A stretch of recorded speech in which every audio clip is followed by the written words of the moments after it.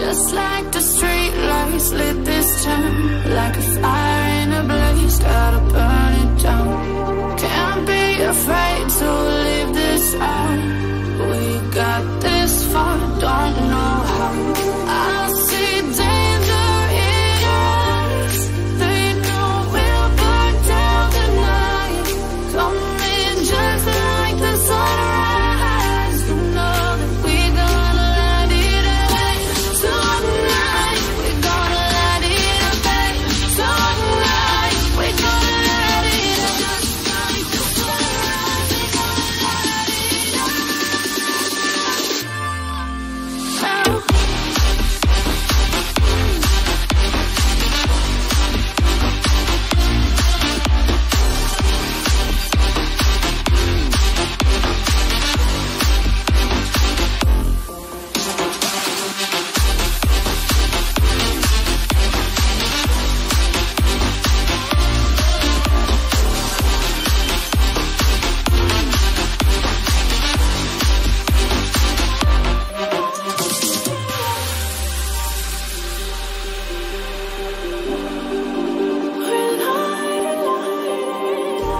Just like a spark that's breaking out.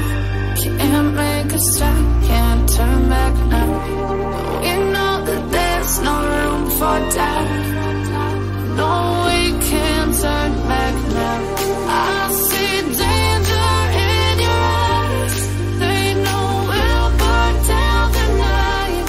Coming just like the sunrise. You know that we gonna light it up. Tonight, we gonna light it up. Tonight, we gonna light it up. Just like the sunrise, we gonna light it up.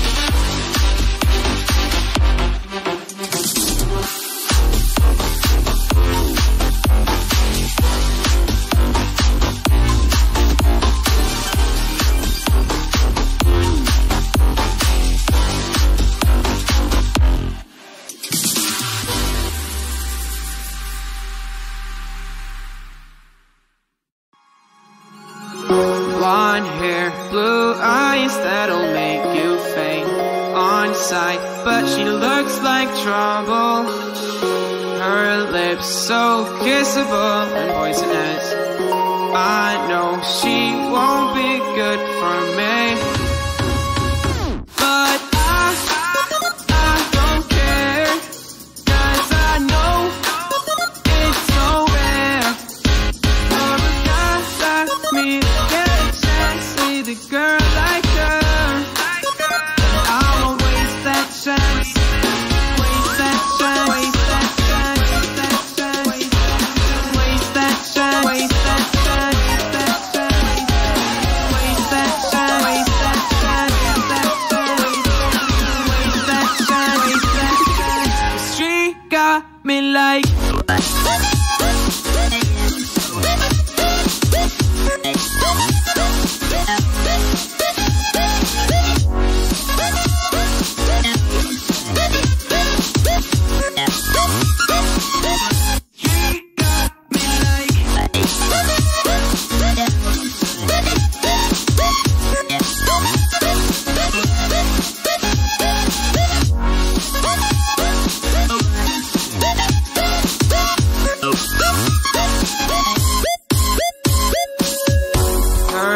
looks, I assume they come with a price. She's smiling, but that may just be a disguise. I wanna say hi, but I'm scared she'll kill me.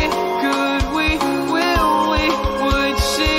Probably not, but I don't care, 'cause I know it's so rare for a guy like me to get a chance with a girl like her. I won't waste that chance, waste that chance, waste that chance, waste that chance, waste that chance, waste that chance, waste that chance, waste that chance, waste that chance, waste that chance. She got me low.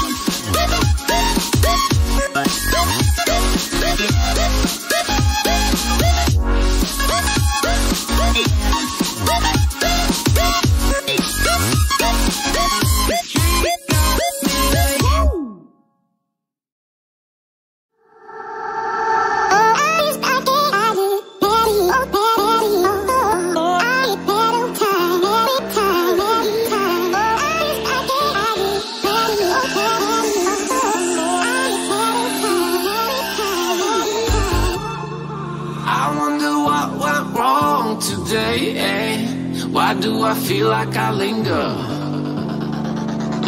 between the words to say the words to remember. Now we're here to take control over your body and over your soul. We're gonna take back everything and lose it all, lose it all, lose it all. Feel it in your arms, feel it in your legs, feel it on your fingertips and feel it in your head. Just let your body go, just let your body go, just let your body go and move to the rhythm.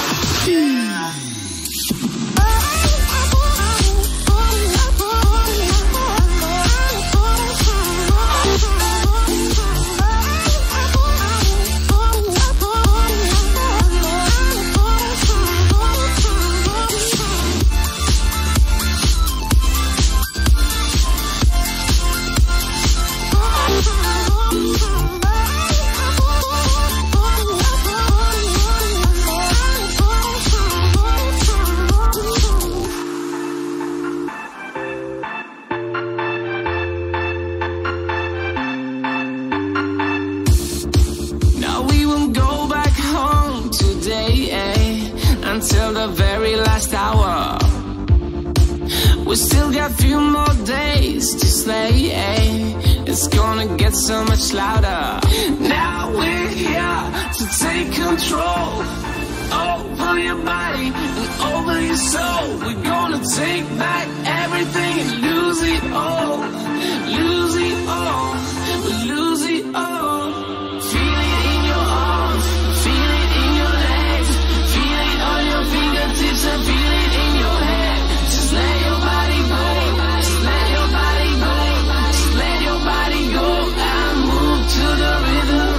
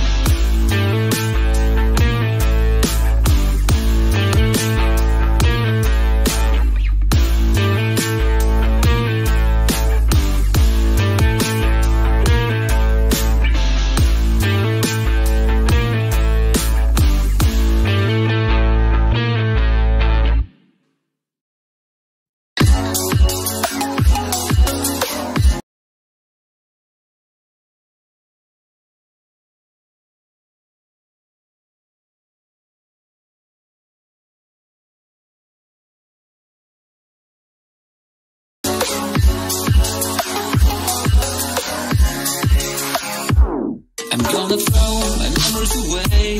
Now I feel I'm done, and I am cursed by every day till my time is gone. I've never felt this way before, and now I know this all for sure. I won't forget your last betray. I'll never forget this day.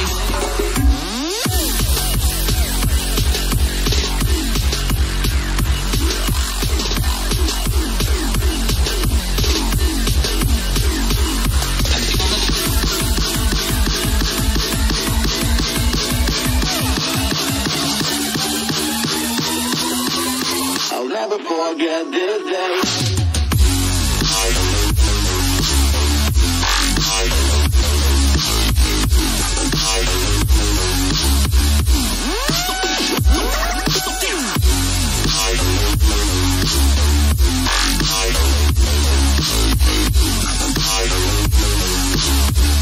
never forget this day.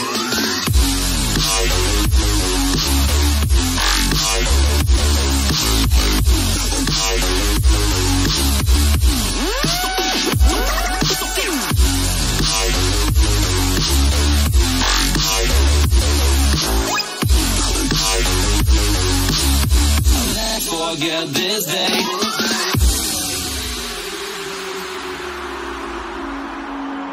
I'm gonna throw my memories away. Now I feel I'm done, and I'm cursed by every day till my time is gone. I've never felt this way before, and now I know this all for sure. I won't forget your last betray. I'll never forget this day.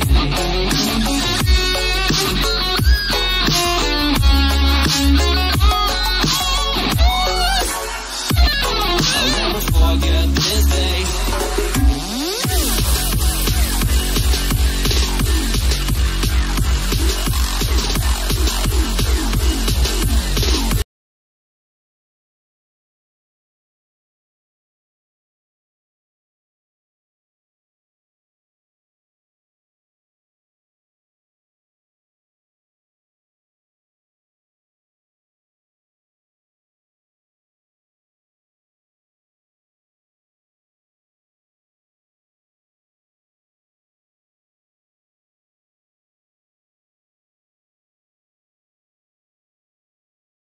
If it win at home, the first game is very important for the fans and the teammate, and we do a lot for the son of David Silva, so it's perfect.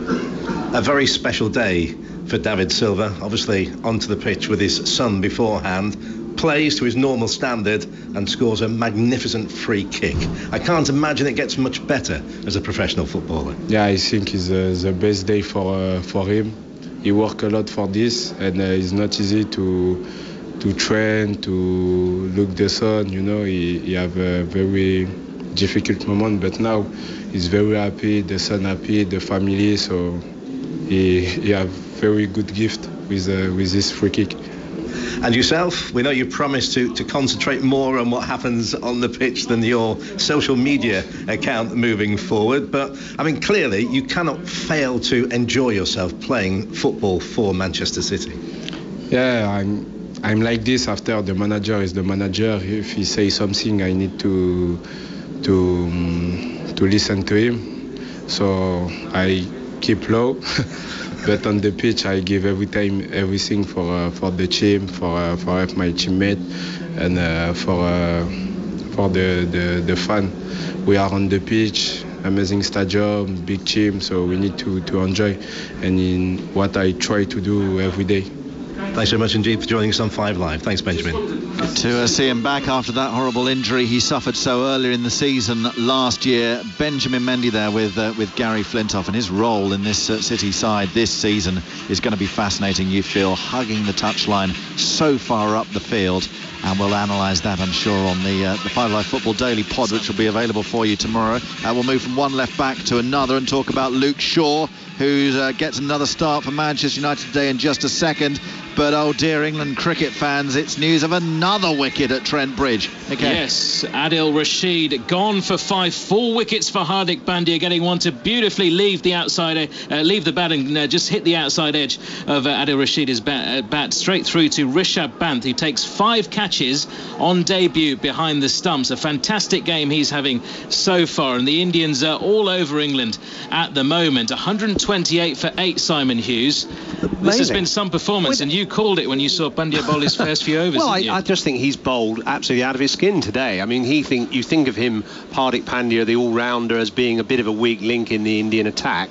He's been the star of the attack today. He's now got 4 for 24. All the wickets he's taken have been with beautiful Jimmy Anderson type deliveries, and I said earlier that it's a great place to bowl Trent Bridge because you get good carry and movement off the pitch, so there's always a chance for the bowlers, but you have to have a good slip cord and a good keeper to take the edges, and that's what they've done brilliantly today, India. They've caught everything, and that's why England are in this position. But it hasn't been that, I wouldn't say it's been woeful batting. I'd say it's been much more top class bowling. And that catching behind the stumps was an area of concern for India, particularly Edgbaston, and before this test series for a long time as well. So they've got it together today, and England in all sorts of trouble now. 128 for 8, they trail by 201. A reminder, they were 54 without loss, going along very nicely with Cook and Jennings, but how things have turned around there. The commentary continues on 5 Live Sports Extra. This is the sound of the Amex on the south coast, just outside the city centre of Brighton. It's our venue for our second Premier League commentary of the day, Brighton against Manchester United. I want to ask you, Matt Upton, about Luke Shaw's role this season in just a second. John Murray, do you want to just wrap things up on the Pogba conversation we were having there? What are your thoughts? Yeah, this comment from him, there are things I cannot say. I mean, that just needs an explanation, doesn't it? So you've got a little area of what appears to be conflict there. And not only that, I think it's very interesting, Anthony Martial's in the starting lineup today. There was trouble with him, remember, when they were on tour in America and he came back for the birth of his child and then didn't return to the United States. What's his future going to be? He's in the team today because there's no Sanchez, and therefore Marcus Rashford's on the bench. And I can't imagine that he's entirely happy about that. So it's the usual big squad, top of the Premier League juggling act. And as the guys have said, certainly as regards Pogba, they're probably waiting until the end of the month until things can settle down there, because obviously the Spanish window is open until the end of the month. Indeed. Matt, we'll just put on hold our Luke Shaw chat because Will Hughes, the Watford midfielder, is joining us from Turf Moor, and Watford seems a very nice place to be right now at the start of this season. 3-1 winners at Burnley. Will, how are you? I'm very well, thanks. Good. Now, just give us a little insight into pre-season first of all, because clearly you guys have hit the ground running. Yeah, definitely. I don't think you can take into account pre-season too much, because we know a lot of teams can have good pre-seasons and then struggle in the league. So we've worked hard and thankfully we've been rewarded for the first 2 games. What is the manager prioritising this season in terms of what he wants to get out of you? Mainly different mentality, I think. Previously last season, I think we were a bit too easy, a bit too nice, especially when we went in the lead. And I think today showed that we have got a bit of a different mentality holding out against Burnley. Right. So what does that mean in practice? Just more drills, more shape, and getting through to us that we need to be more consistent, more demanding of ourselves in the roles we play. And obviously for you, there's competition for places in the middle, isn't there? How determined are you to really make this season your own?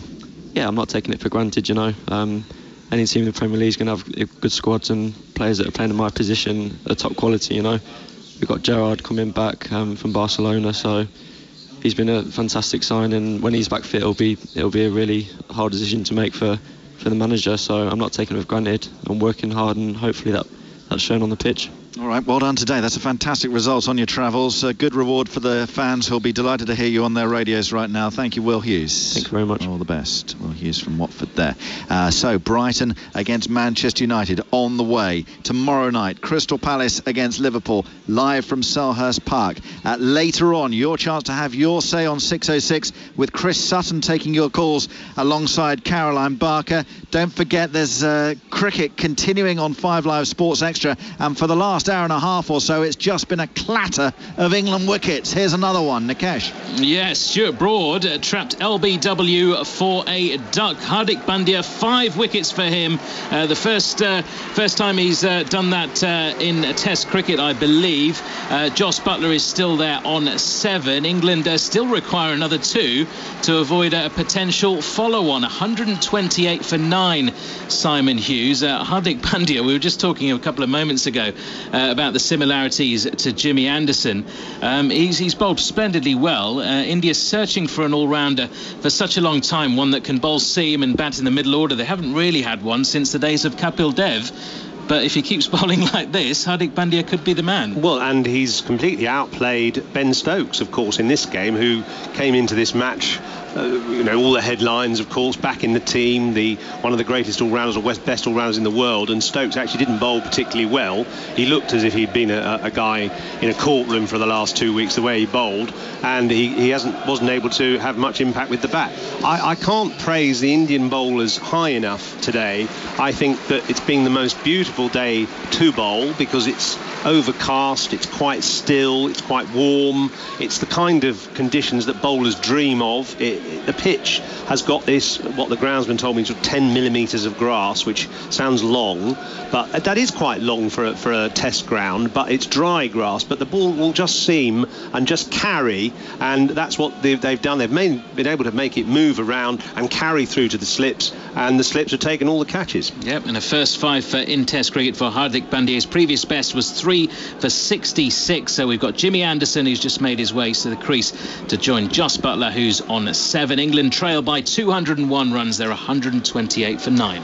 Brentford 1, Sheffield Wednesday 0, half-time in the Championship, and Sunderland 3, Scunthorpe 0, half-time in League One. Have a listen to this. This is the sound of the Amex, the home of Brighton and Hove Albion, which is an absolutely fantastic place to go and watch your football if you love an old-school community atmosphere where everyone is right behind their team, and they loved it no more than last season when they beat Manchester United late in the season. Right now they're trying to do it again early this time around. Here's your commentary team: former England international defender Matthew Upson, alongside your football correspondent John Murray. Yes, you're right, Jonathan. That match against Manchester United last season was the final home match of the season. Brighton won it to make sure they were staying up. It was quite a night. This season, it's their first home match of the campaign against Manchester United. So there is a great deal of anticipation. But Matthew Upson watching with me, it feels like circumstances are considerably different, even though there's just a couple of months passed by since then. Absolutely, and that for me goes for both clubs. Very different circumstances. Brighton have made several new signings and really strengthened the squad, I would say. Not so much the starting 11 so far. We've got a new one starting today, but Manchester United as well. I remember Jose Mourinho fielding a very strange team for that game, almost making a statement about his lack of strength in the squad. Yeah, and remember as well, he made some strange statements after the match as well, when he said that the attitude of Manchester United wasn't right. However, they did finish second in the Premier League. They've started this season with a victory against Leicester, and Manchester United make 3 changes. So there is no Alexis Sanchez, didn't travel with the team, and the word is that he was injured in training this week. Rashford's on the bench. Darmian is not involved. There was some suggestion he might move to Italy this week, but he is still a Manchester United player, but not in the 18. So Romelu Lukaku's in for his first start of the season for Manchester United, and first appearances of the season for Martial, and for England World Cup semi-finalist Ashley Young, who's going to play at right back because Luke Shaw keeps his place at left back, having scored the goal that eventually turned out to be the winner a week past Friday. And Brighton, a couple of changes for them. Martin Montoya is in for his debut at right back. He was former Barcelona man, a product of the famous academy at La Masia, so he makes his debut at right back because Bruno is injured, and Bong comes into the side at left back in place of one of the new signings, Bernardo. It is a marvellous atmosphere at this community stadium, grey skies above. It is the holiday season in Brighton, but occasional little squalls of rain have blown into the ground here from the south coast. And before we get underway today, we're actually going to have a period of applause. The players are gathering in the centre circle, and this is to remember a couple of Brighton's great servants of the past. John Shepherd, who played up front for Brighton in the 50s, served in the RAF as well.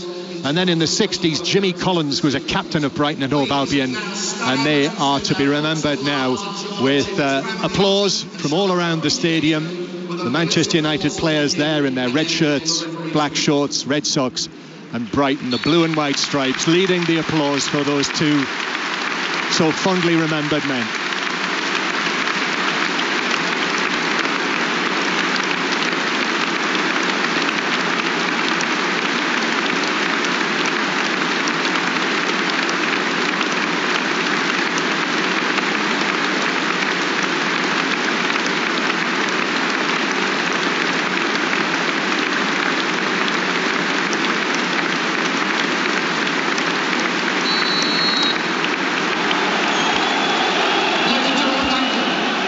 And off they go, the players now. Actually, Brighton move into a huddle. So I'll run you through the Brighton side in full. Ryan, the goalkeeper, a back four of Montoya, Duffy, Captain Dunk and Bong. And then in midfield, Stevens and Prepper, with Knockaert and March, the wide players, and Gross, Pascal Gross, who scored the winner against Manchester United at the start of May. Gross behind Glenn Murray. And Manchester United with David De Gea, Young, Bailly, Lindelöf and Shaw. Midfield of Fred, Andreas Pereira and Captain Pogba, with the front line of Mata, Lukaku and Martial. The referee is Kevin Friend.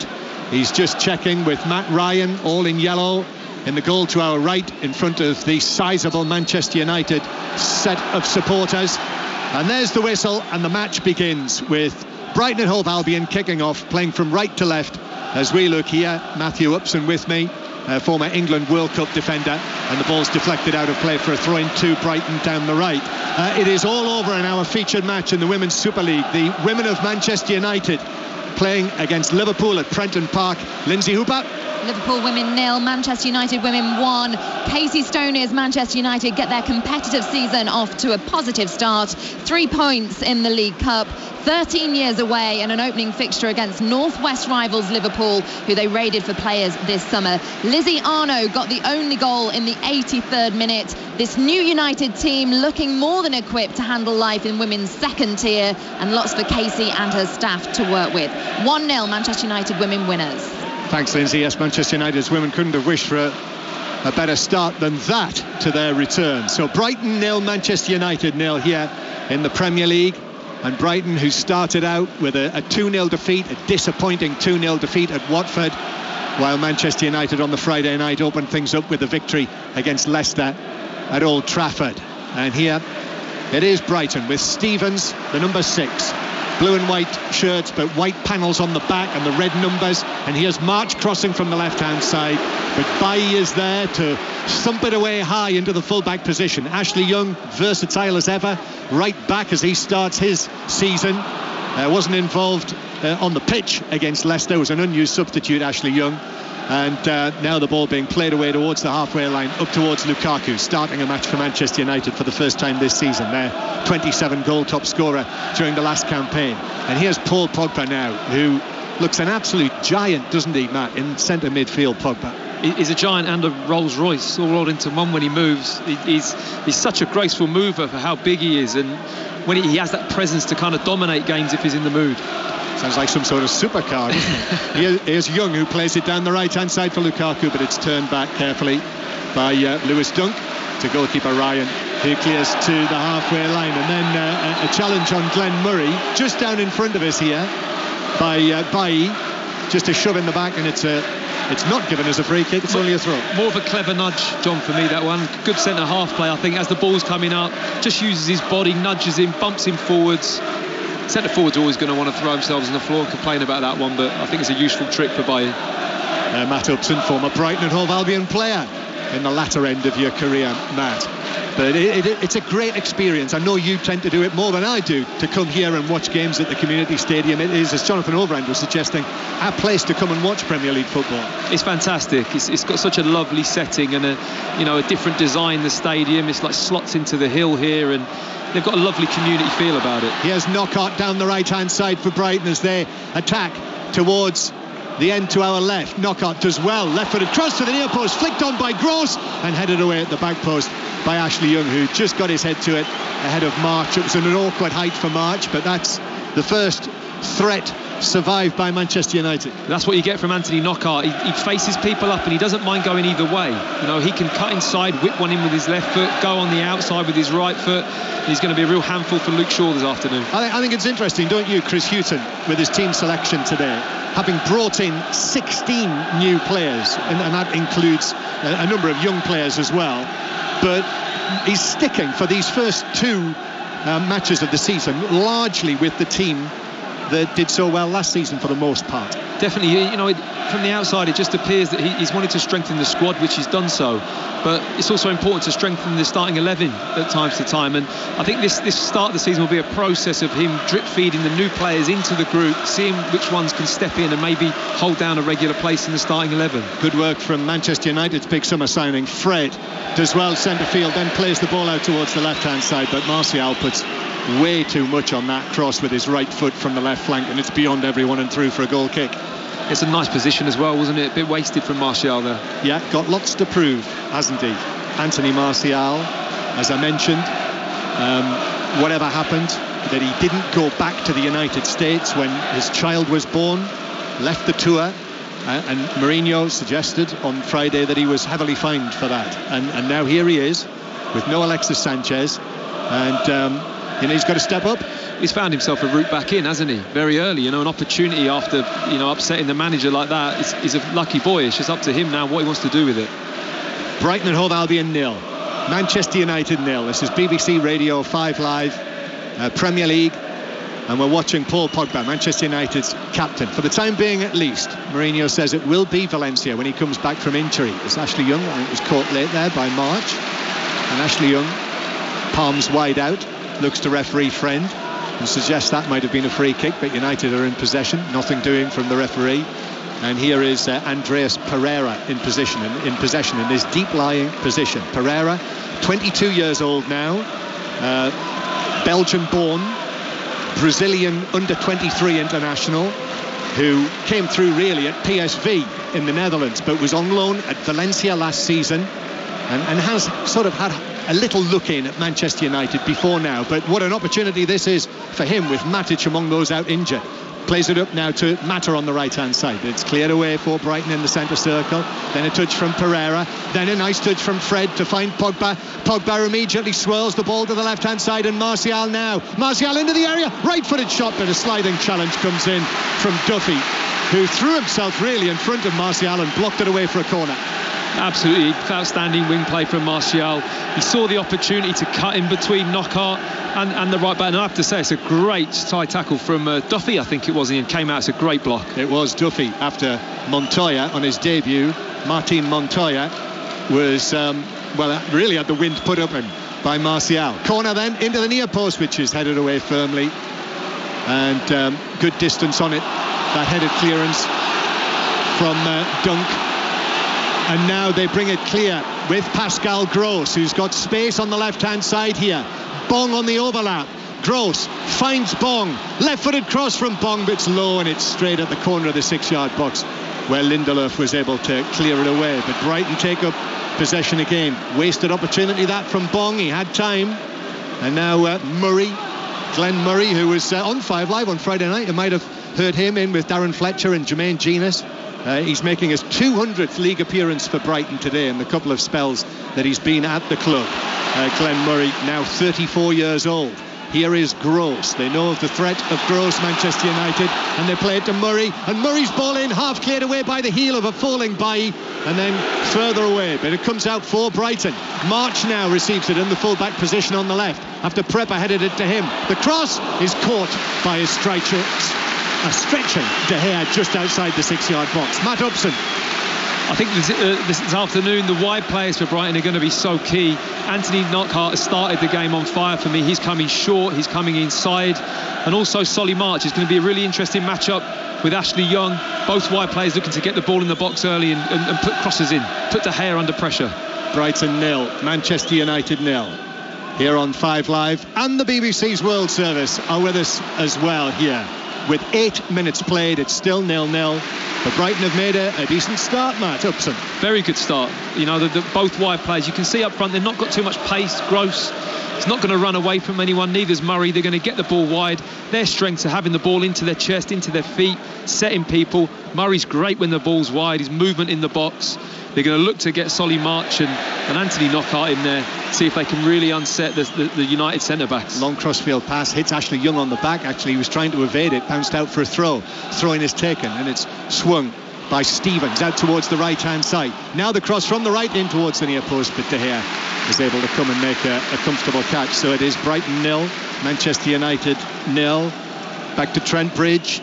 Is that it, Nick Ash, for England? Not quite, no. 150 up, in fact. They still trail by 179, but Joss Butler is now on 28 from 18 balls, looking to score as quickly as possible. He's got Jimmy Anderson at the other end. We've seen a few fireworks from him, including a 6 into the stands. A wonderful pull shot that was a couple of overs or so ago. England hanging on in there. They trail by 179. They're 150 for 9.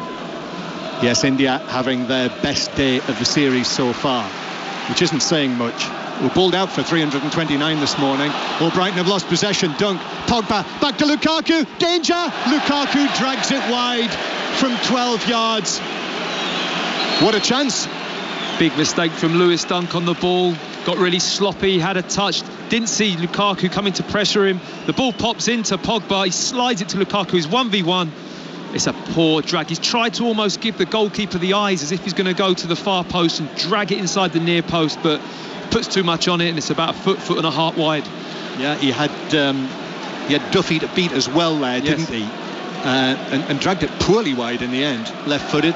Maybe there's a little bit of World Cup rust there for him as well. Came on as a substitute against Leicester. I'm surprised he went inside, John, because Mata had made that little overlapping run, trying to draw Duffy away. I was on his left foot. I'd have thought to see him just step inside and hit that towards the far post. Brighton 0, Manchester United 0 then. And Manchester City putting down quite a marker, didn't they, with that earlier win, 6-1 against Huddersfield. Hat-trick from Aguero. Watford were 3-1 winners at Burnley, so that's a very good start to the season for Watford, having won their first couple of matches. And now a problem for Brighton here, because the captain, Dunk, has sat down near the centre circle, and he might have injured himself when he went down, when he lost possession to Lukaku.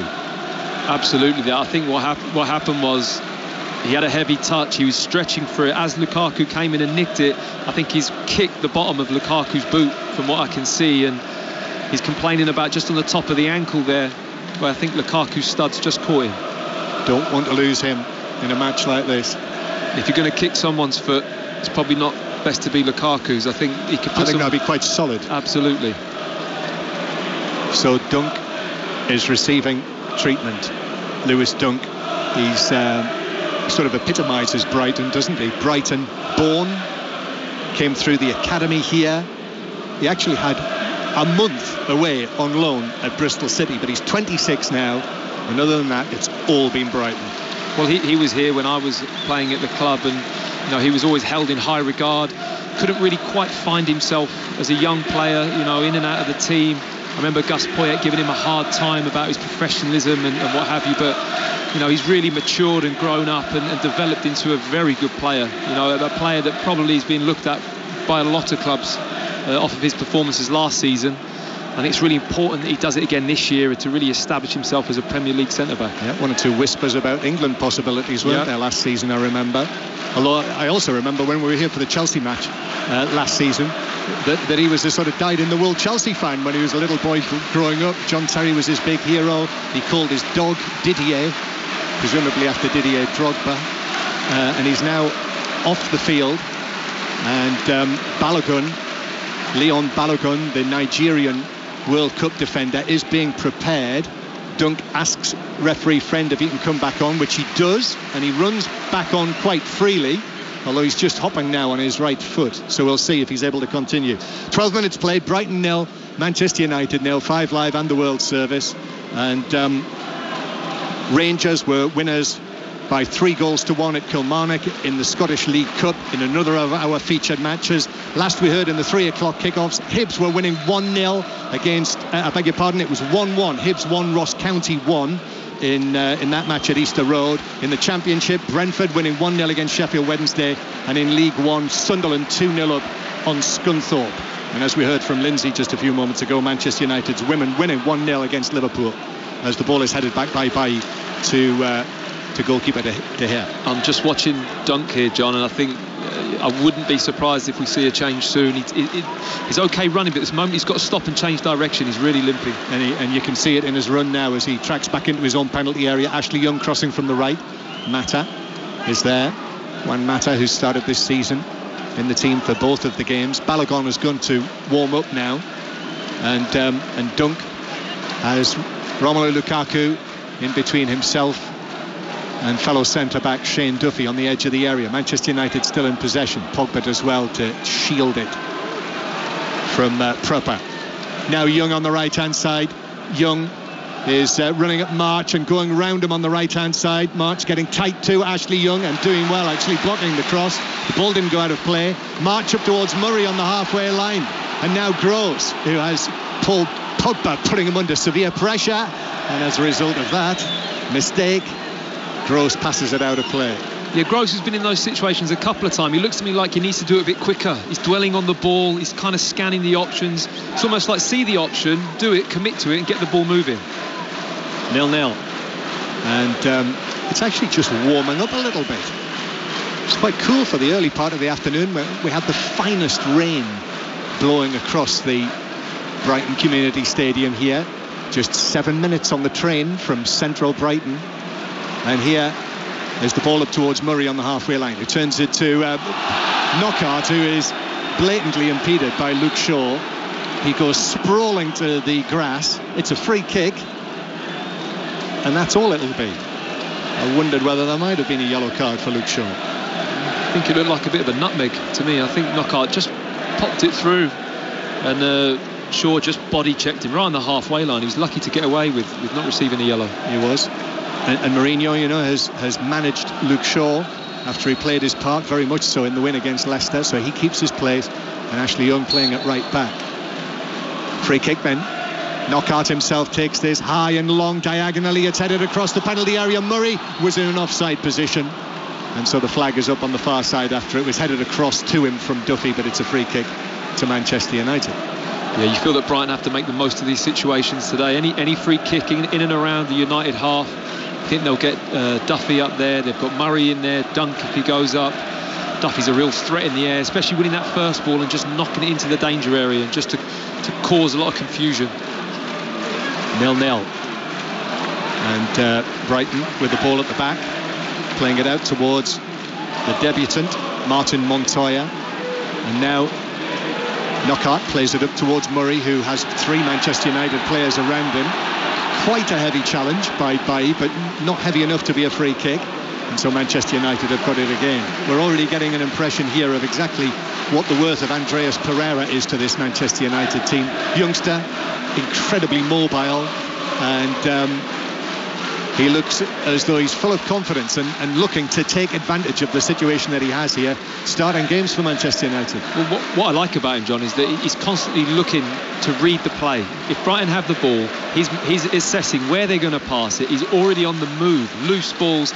He's that type of player that allows a Pogba, allows the more creative players to go and do their job. He's very unnoticed, but highly effective. Yeah, did well pre-season with that Matic injury. Here's Martial now on the left-hand side. And he gets support there from Luke Shaw, who wins the throw-in on the far side. Yeah, as is the case in a number of Premier League teams with players being rested after the World Cup, that is naturally giving opportunities to others. So we'll have to see what happens when Matic comes back. But if he puts down a marker, Pereira, well, you know, competition's a great thing for managers, isn't it? There's no better thing. There's no better thing than 2 players battling out, giving it their best every week, every day in training to get the shirt. As a manager, it's absolute gold dust. Here's Mata. Now Young here, just down in front of us. Young plays it over the halfway line. Juan Mata, bright blue boots, does well, actually turns it infield for Ashley Young, who latched onto the run. Young under pressure, manages to find the pass to Lukaku, in his low cross hits the thigh of Bong and bounces behind for a corner to United from the right. Clever play from Ashley Young, runs through, and just that little pass to Lukaku is clever. He just lifted it over, I think it was Bong's foot, just lifted it into the space and allowed Kaku to attempt the cross. Still 0-0. And Jose Mourinho just, I think, sending a message. It's either Bailly or Lindelöf, I think. Free kick. It looks as though Lewis Dunk is not going to be able to play any further part. He's sat down again, and he's feeling his foot. He was injured when he slipped and lost possession to Romelu Lukaku, when Lukaku then ran through and really should have given Manchester United the lead in the 10th minute. And Leon Balogun, who I've seen a little bit of over the course of the last few months, this German-born Nigerian World Cup player, is about to make his debut for Brighton and Hove Albion in the Premier League. He has a bit of experience. He's played for a number of different clubs in Germany. He was signed by Mainz before the World Cup, and he's getting his final instructions. And that's it. That is unfortunate for Brighton to lose their captain, Lewis Dunk, and it means that in the 20th minute, Leon Balogun is going to come on for his debut, his competitive debut for Brighton and Hove Albion, and he'll immediately have to defend a corner. Yes, it's not the nicest position to be in when you first come on as a centre-back, but concerning Dunk, it's such a shame because, so much of their foundation is based on Dunk and Duffy, how they defend the box. They're very physical, they're good in the air. It's going to be a real challenge for this young Balogun to make his debut and have an impact on the game. Yes, I saw him play against England alongside Troost Ekong, who I wouldn't be surprised if he turned up, William Troost Ekong, in the Premier League at some stage as well. So it's a corner to Manchester United after the enforced departure of Lewis Dunk. Young's going to take it from the right. Here's Young's delivery from the corner. It's a deep one towards Lindelöf, who nods it back across. Then Bailly nods it down. Martial couldn't bring the ball down. He was put under pressure, and March has been able to clear the loose ball away downfield. So Brighton 0, Manchester United 0. Back to Trent Bridge, Nikesh Rugani. Yep, England's still batting, still 9 wickets down. Some entertaining stuff from Joss Butler, who's now moved on to 37 from 30. Another beautiful 6 over the head of Long Off a few moments ago. So he's doing his best to entertain the crowd and to whittle down this deficit, which now stands at 170. He's got Jimmy Anderson at the other end on 1. The partnership worth 31, and England 159 for 9. And as ever, you can listen to the uninterrupted ball-by-ball commentary over on 5 Live Sports Extra, or you can listen on digital, online, Radio 4198 Longwade, via the BBC iPlayer Radio, and Jonathan Agnew and the team will describe it all for you so brilliantly.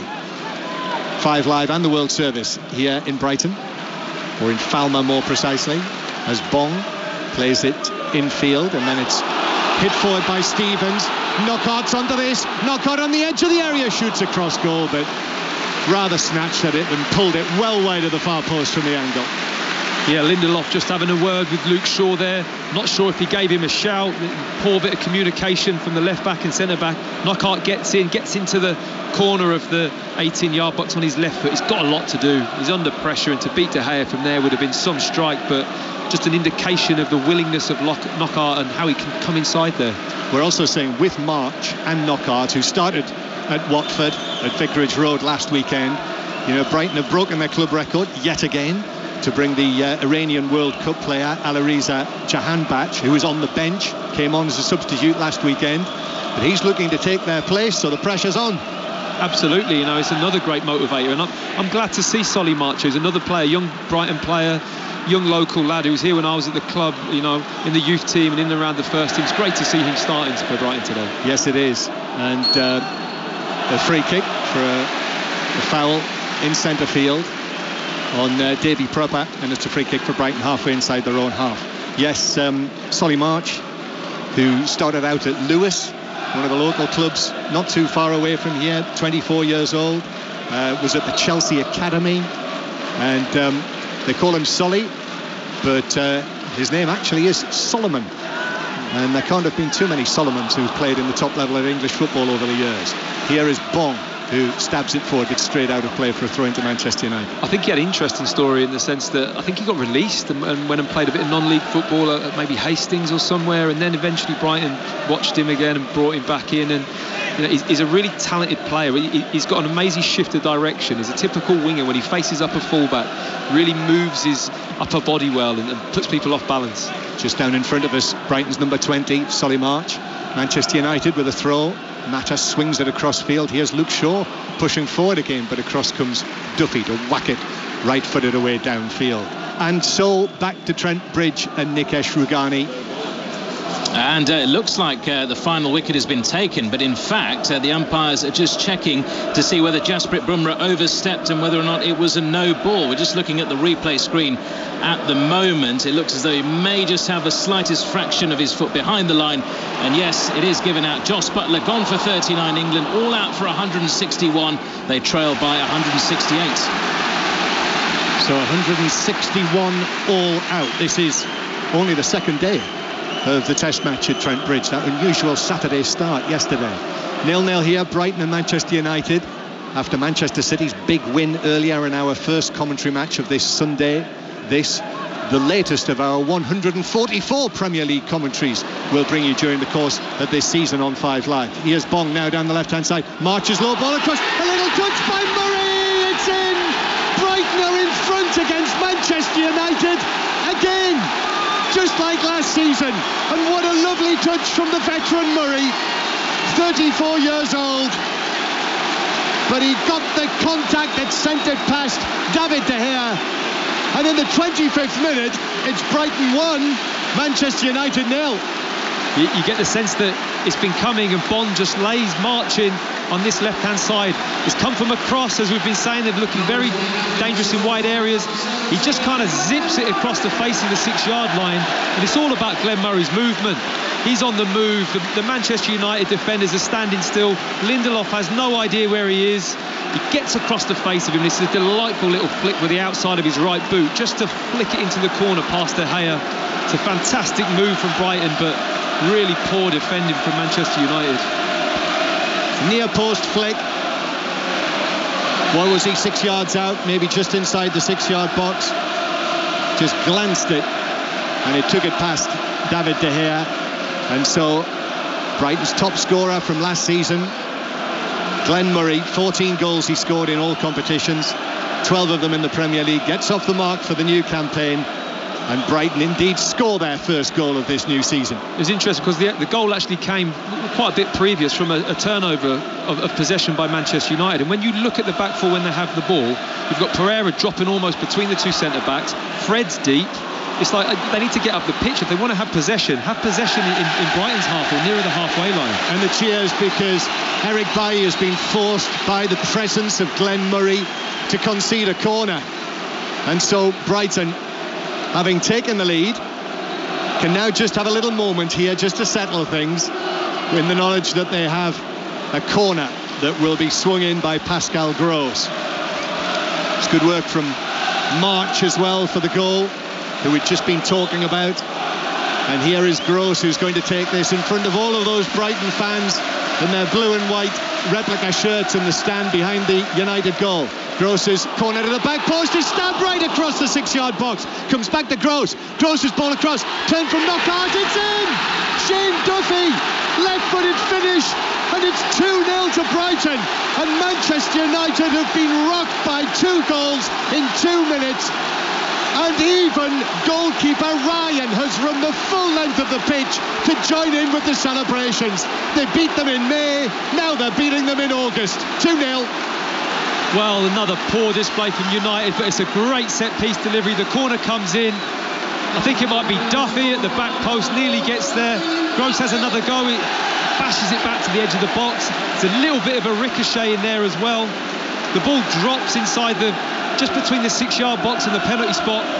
and Duffy just smashes it in with his left foot from close range. But Manchester United, they're just not aware, they're not at the races on these set pieces. Nobody's taken responsibility, and Brighton have fully taken advantage.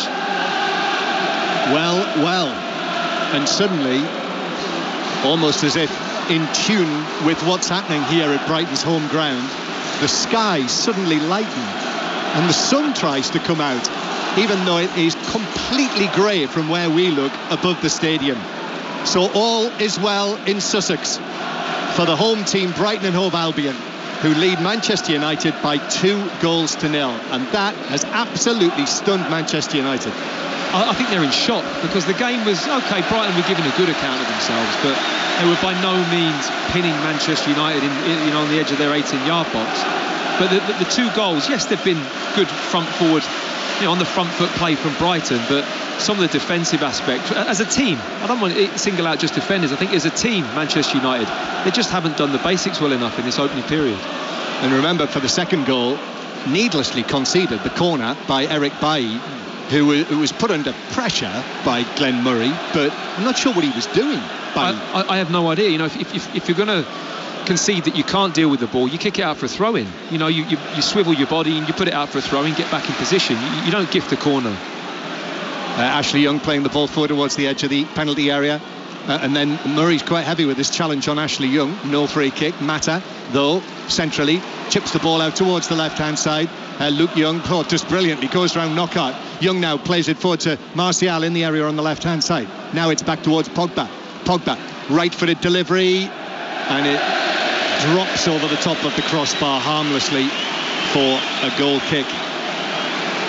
And I see Jose Mourinho has sent out Jesse Lingard and Marcus Rashford to warm up. That's his response. McTominay as well, to Manchester United being hit by 2 goals in, well, it was less than 2 minutes. Yeah. Well, he's ruthless enough to make a decision early on in the game. I've seen him do it before. If he's not happy with a performance or with something tactically, he will make changes, and he's very clearly just sent those 3 out to warm up. And whether it's not or not to show the players on the pitch that there's people warming up, you better buck your ideas up. Well, it's only the second weekend of the season, Matt, obviously, but already today we've seen Manchester City go to town and win 6-1, and now we see the team that were their closest challengers last season, 19 points behind them, Manchester United 2-0 down at Brighton. It's amazing. This is why the Premier League is watched by so many people. It's why it's so entertaining. But the worrying thing for me is how different Manchester United have started this game. Here's Shaw, though. Shaw does well again over on the left-hand side. That's been a feature of the match in the first half hour. But Brighton are able to deflect it out. Stevens with a final touch for a throw-in to United, 10 yards inside the Brighton half. But Jose Mourinho made it abundantly clear pre-season that he wanted to sign a new central defender. Felt that they needed further strength in depth in that department, and a number of names were mentioned, but no one arrived, and here they are now, poor defending, and Manchester United are 2-0 down. Here's Fred, the Brazilian, low ball towards the edge of the box to Pogba, but it doesn't reach him. Brighton were too quick, and now it's played away by Prepper towards Murray, who scored the opening goal. Glenn Murray and Shane Duffy, the goal scorers for Brighton, who lead 2-0. Manchester United, they'll have the ball back with Bailly, who's been put under pressure and fouled by Murray this time, and it's a free kick to United. It's great pressure for Murray, though, isn't it? I know he makes the foul, but he puts Bailly straight under pressure, and the foul's in a good area of the pitch. He's slowed the game down. Brighton have now got set, and look how deep Pereira's dropping to get the ball. He's right in between the 2 centre-backs. Fred's not high up the pitch. Pogba's now coming towards the ball. There's such a big gap between the midfield and the front 3 that you just don't see how they're going to get up the pitch, Manchester United. But it's been a feature, hasn't it, from the start of the game. It looks as though Chris Hughton has said to Glenn Murray, put Eric Bailly under pressure. For sure. I think he's a good defender, Bailly, and I think put a solid defender next to him, and I think he'll do a really good job. But in possession of the ball, he can be a bit ragged at times. Phil Jones is not involved, by the way, again today in the 18, so he's yet to come back after being involved with England. Chris Smalling on the bench again. He was an unused substitute last weekend against Leicester. So it is 2-0 to Brighton if you've just switched on. Yeah, Brighton and Hove Albion winning 2-0 against Manchester United. Here's Mata turns. Left-footed ball out towards the far side, but Montoya's able to step forward and head it away, but then a poor touch from Knockaert. Miscontrols it out of play for a throw-in to Manchester United. Martial takes the throw. United have had their chances. Martial's had one good run into the penalty area. Lukaku had a chance to score when it was 0-0, but Brighton have taken their chances. Here's Young now on the right. Young's cross deflected off March behind. It's a United corner from the right. That's the difference that Solly March has done. He's matured a lot. His defensive game's got so much better in the past 2 seasons. He's really taken responsibility on that left-hand side there. And it's tended to be, whenever Young has come forward in the opening half hour, it's tended to be Young against March rather than against Bong, who is the left back. Young is going to take this from the right. Mata has come short. Ashley Young has a little glance at him. So there's quite a lot of height and power, not least Pogba at the back post. So Young pings it over towards the back post, looking for Lindelöf. Got a Brighton touch. Shaw sends it back in. Lukaku with a header. It's in. Brighton were looking for an offside flag. It doesn't come. And Romelu Lukaku has scored his first goal of this new season. And Manchester United have narrowed the deficit. Brighton lead 2-1 now. It's a very fortunate goal for Manchester United. You know, they put the ball in the right area. The corner gets clipped to the back of the box. Luke Shaw has a left-footed shot here. It almost gets blocked. Ball spins up in the air, and Lukaku is just on the move. He's standing on the 6-yard line in between Duffy. And I think it's the left back. I think it's Bong. And he just gets a tiny glancing header down into the bottom corner. Ryan, to be fair to him, he can't react at that distance. He's probably 4 yards out when he heads the ball, Lukaku. It pops into the right area. It's a fortunate goal, but it's just put them back in this game. Well, Brighton had a 2-0 lead for 7 minutes. So Murray opened the scoring in the 25th. Duffy made it 2-0 in the 27th. Now Lukaku scoring and getting off the mark for the new campaign in the 34th. And it is 2-1. And that's changed the atmosphere just a little. United supporters now in good voice. Lindelöf with the ball at the back. I think Brighton were aware of the threat of Lindelöf, but there were, for the goal from the corner, there were 3 men on Lindelöf. Yeah, it was a fortunate goal, John, wasn't it? It was kind of like a ricochet, a long ball to the back post. Shaw hits it. You know, you just feel the only mistake for Brighton at that point is that they're not expecting the unexpected. You know, when you get those deflections, the ball can literally go anywhere, and it did. And unfortunately, it landed right on Lukaku's head from 4 yards out. Yes, always expect the unexpected. Brighton leading by 2-1 as Young sends it forward, but Bong steps ahead of Mata, and now Bong with his hair tied up in a little bun at the back of his head. Bong to March, and then back towards the halfway line. Skies continue to lighten. Seagulls overhead, or gulls if you prefer. We always get people who insist that they're not seagulls, they're gulls. Here the ball is sprayed out towards the left-hand side. March is beaten by the head of Ashley Young. When they said come to August in holiday time, I expected it was going to be glorious, Matt. Down here I thought the sun would be shining, I thought temperatures would be soaring. Mind you, when I arrived last night, the hen parties were out in force. So if the hen parties have decided to come to the Amex for the afternoon, they'll be being richly rewarded by 3 goals so far. And now here's Knockaert. Knockaert, though, isn't able to find the ball towards Murray on the far side. Knockaert's won it back, though.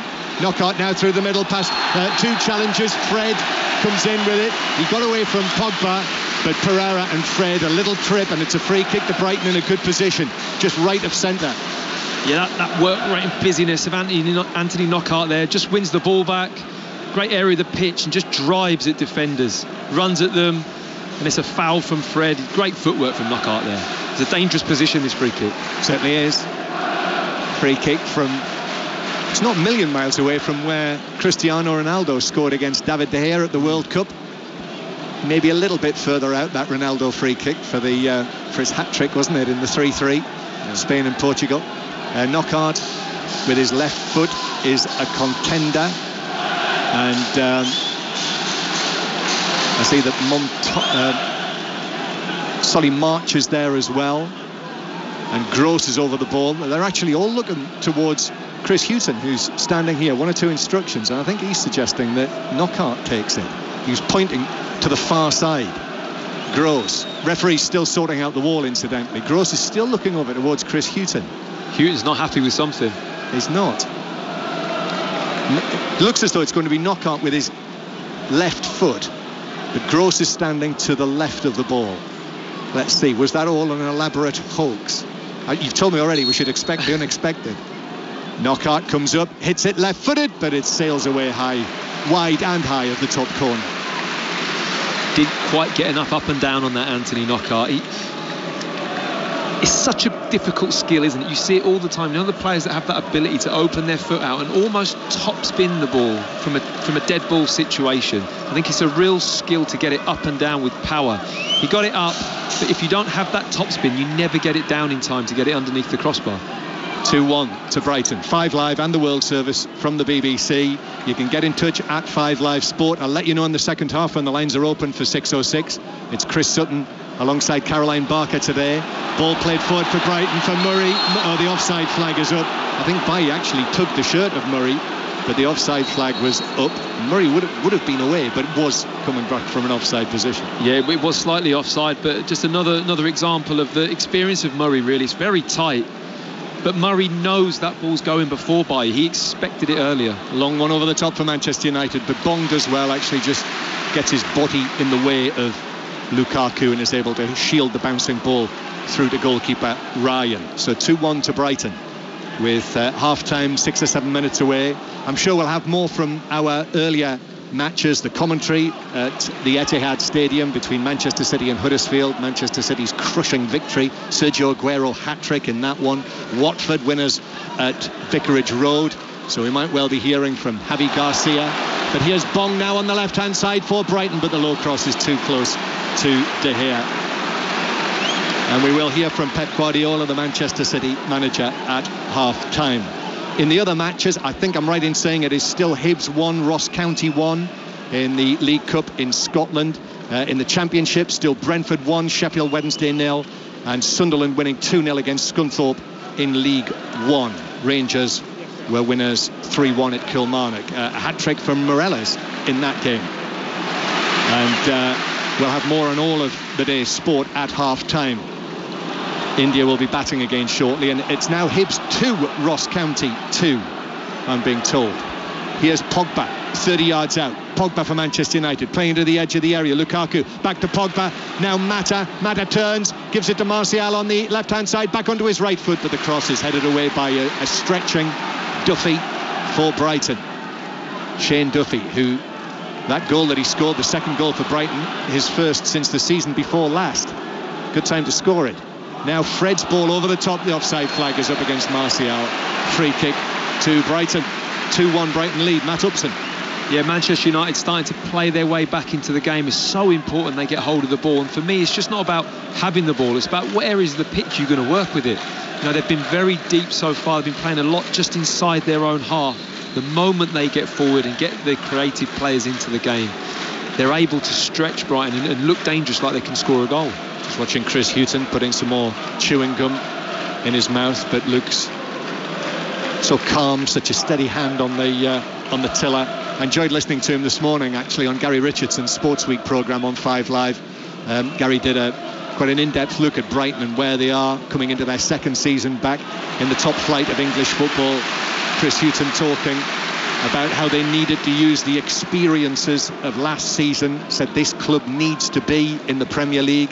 Paul Barber as well, the chief executive. I mean, you cannot get away from the fact that this is an extremely well-run football club, as the ball is shepherded behind by Bailly for a goal kick to Manchester United.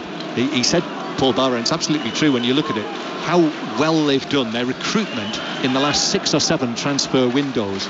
And the players they've brought in, they've broken the transfer record. I think it's 7 times now since they were promoted to the Premier League. But by and large, they've all improved the squad. But that's how they've done it. They've done it in a gradual process. I mean, well, the ball's been won back from Fred in centre field, and now it's played through to the edge of the area. Heavy touch from Gross. Bailly into the challenge. He's fouled him. The ball had gone. Bailly has now conceded a penalty. Brighton have a chance to go 3-1 up, and defensively in this first half, Manchester United generally and Bailly specifically have had an awful time. Penalty, Brighton. Well, again, you know, they're making their own downfall, to be honest. I mean, poorly given away. Gross gets away with it because I thought he had a really bad touch into his space. He should have had a better touch and got a shot off, but the poor touch allowed Bailly to have a little nibble at the ball. He went to ground. As a defender, you go to ground in the box, you have to win the ball. He didn't win the ball, and Gross went over the outstretched leg, and you know, and a pass into midfield, a poor touch from Fred, giving away possession. You know, Brighton are on the attack. It's poor play from Manchester United. Basically, Bailly went to tackle where the ball should have been. Yes. If Gross had a decent touch. It was a poor touch, Unfortunately for Bailly, he had a terrible touch. The ball had gone. Bailly jumped in, fouled him, penalty, just to the left of the penalty spot. So Brighton, who are leading Manchester United by 2-1, half-time approaching, now have this glorious opportunity to go 3-1 up. And it's the man who won the penalty, Pascal Gross, who scored the winner when Manchester United were last here, who is going to take it right-footed, and it's in! It's a goal, it's 3-1 to Brighton. De Gea went down to his right. Gross went down the middle. He got a touch to it with his left leg, De Gea, as he went down, but that touch only took the ball into the roof of the net, and it is Brighton 3, Manchester United 1. You can see the frustration in De Gea's body language. He can't believe that he's not saved this. I mean, Gross is stepping up to take it. For me, he's not had a great half, Gross. He's looked a little bit slow, a little bit off it. He strikes the penalty. I mean, it's not the best penalty you ever see, John, is it? It's very straight. It's a little bit to one side. And you know, De Gea lifts that trailing left leg as he dives to his right. It hits him in the shin. Normally, that would just pop straight back out. He just goes straight under the crossbar and into the roof of the net. And you know, he's looking at the floor, De Gea, thinking, how did I not keep that one out? Well, honestly, who was expecting this? We're in the last minute of the first half, and it's Brighton 3, Manchester United 1. Lukaku's coming from an offside position. It's a free kick. Lukaku's kicked the ball away. Actually, the ball had gone out before it reached Lukaku, and it's a throw-in on the halfway line that Bong is going to take. But the only thing I would say from a Manchester United point of view is still a long way to go in this match, over a half of the game to go. But the simple fact of the matter is Manchester United defensively have been awful by their standards. Well, for me also, I look at the midfield three in that sense as well. Okay, we can pick holes in the back four in how they've defended situations, but two of those situations they shouldn't be in. They're in the situation because the midfield have given the ball away sloppily in the middle of the park. So Gross was fouled by Fred. The ball rolled out of play, but too physical from Fred, according to referee Friend. And it's a free kick to Brighton here on the left-hand side. 4 minutes of added time at the end of this first half. Well, if winning here against Manchester United on May the 4th wasn't enough, on the night that Brighton secured their position in the Premier League for this second season, then this is wow. 3-1. March might swing this in left-footed. In fact, he hesitates, and it's played in towards the back post, but it's caught there. Gross with the delivery by David De Gea, and now the ball is lost by Martial, and Knockaert is pulled back by Martial, tried to wriggle away from him, and it's a yellow card as well for Martial. And this is deteriorating rapidly for Manchester United. I mean, when you talk about a decision-making process here, Martial's probably 5 yards outside the corner of his own 18-yard box trying to dribble past someone.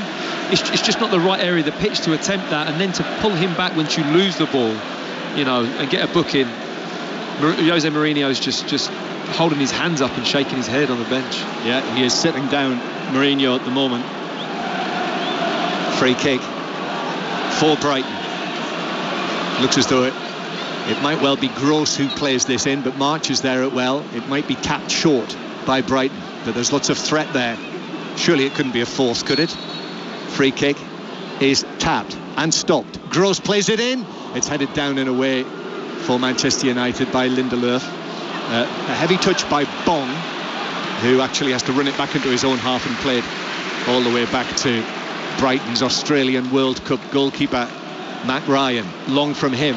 It'll bounce all the way through to March, but it will be brought back for a Manchester United free kick after a sandwich. Murray and Knockaert who conceded the free kick together. It's a shame it's a free kick. I think both just challenged for the ball, and like you say, sandwiched Ashley Young, who's taken a forearm or an elbow to the face. It's still down, but it's a shame that the referee blew for that, because the ball had just run through, and I think it was March was then on the attack again down this left-hand side, and Brighton's left-hand side has been a real threat this first half. I'm not sure if Mata's going to offer enough protection in front of Young, with Bong and March, having a bit of a 2v1 on Young at times. So 3-1 to Brighton in added time at the end of the first half. They're having a careful look at Ashley Young after taking a bang on his head. And Manchester United with Rashford on the bench and Lingard, Herrera as well. I mean, there must be every chance that we'll see at least one of those players at the start of the second half. And Jose Mourinho now is actually, as he does, has left the bench and has walked away down the tunnel out of sight. Our position here is just almost above the entrance of the tunnel, so I could clearly see him stern-faced as he walked through. He looks more like George Clooney every time I see him. Jose Mourinho, white shirt, black suit, hair silver, but he's gone and preparing what he's going to say to this Manchester United side at half-time. Don't think it'll be pretty. I think it's one of those half-times where you might see 3 changes. He might just go, look, I'm pulling 3 off, we're changing it completely. It's been that poor, hasn't it, at times? They're just not offering any threat, they're not defending well. The midfield aren't moving the ball and taking care of the ball. It's got a lot to do at half-time. I think Jose Mourinho might be using some of those words that Pep Guardiola used in that documentary. So, it is Manchester United with a throw-in up towards Lukaku on the halfway line, and then in comes Fred, but Brighton in the blue and white shirts with Stevens and Knockaert win the ball back, and that's it. What a half for Brighton and Hove Albion. What a half for Manchester United. 3-1 to the home team. Matthew Upson. An amazing half of football, really, and absolutely the opposite to what I expected. After Manchester United's performance against Leicester, I thought they were going to come here today with a bit more confidence. Pogba's going to strut his stuff. Lukaku's back in the team. You really felt that they were going to have a go, and it just hasn't been that. Brighton have done very, very well. They've been organised, but they haven't had to do anything special, John, have they, to create these chances? They've just done the basics well, and Manchester United haven't coped. Some poor defensive mistakes. United had the chances to take the lead, Martial, Lukaku, but then suddenly those 2 goals in less than 2 minutes. Glenn Murray, Shane Duffy, Lukaku headed one back, but then Pascal Gross with a penalty after it was badly given away by Eric Bailly. And so we have a scoreline at half-time here of Brighton and Hove Albion 3, Manchester United 1. And anything Sergio Aguero can do, Glenn Murray can do as well. That was a lovely flick from him, wasn't he, for that goal? And as much as we praise Brighton at half-time, Matt, United, if it carries on like this, the questions about their centre-back pairing is going to go on all season. I know you said they're not getting much protection from the 3 in midfield, but Bailly and Lindelof, both at different times in that first half, have looked completely out of their depth, haven't they? Well, they have, and you're absolutely right in the terms that they've wanted to strengthen that area, and rightly so, but how they're getting caught out, for me, it's quite basic. We're not dealing with real intricate situations. It's defending when the ball's wide. Where's my man when I'm in the box? I mean, Murray's goal, like you said, it's a fabulous finish. Take nothing away from Glenn Murray. He's on the move. He's ran to the near post. He's anticipated where the ball's going.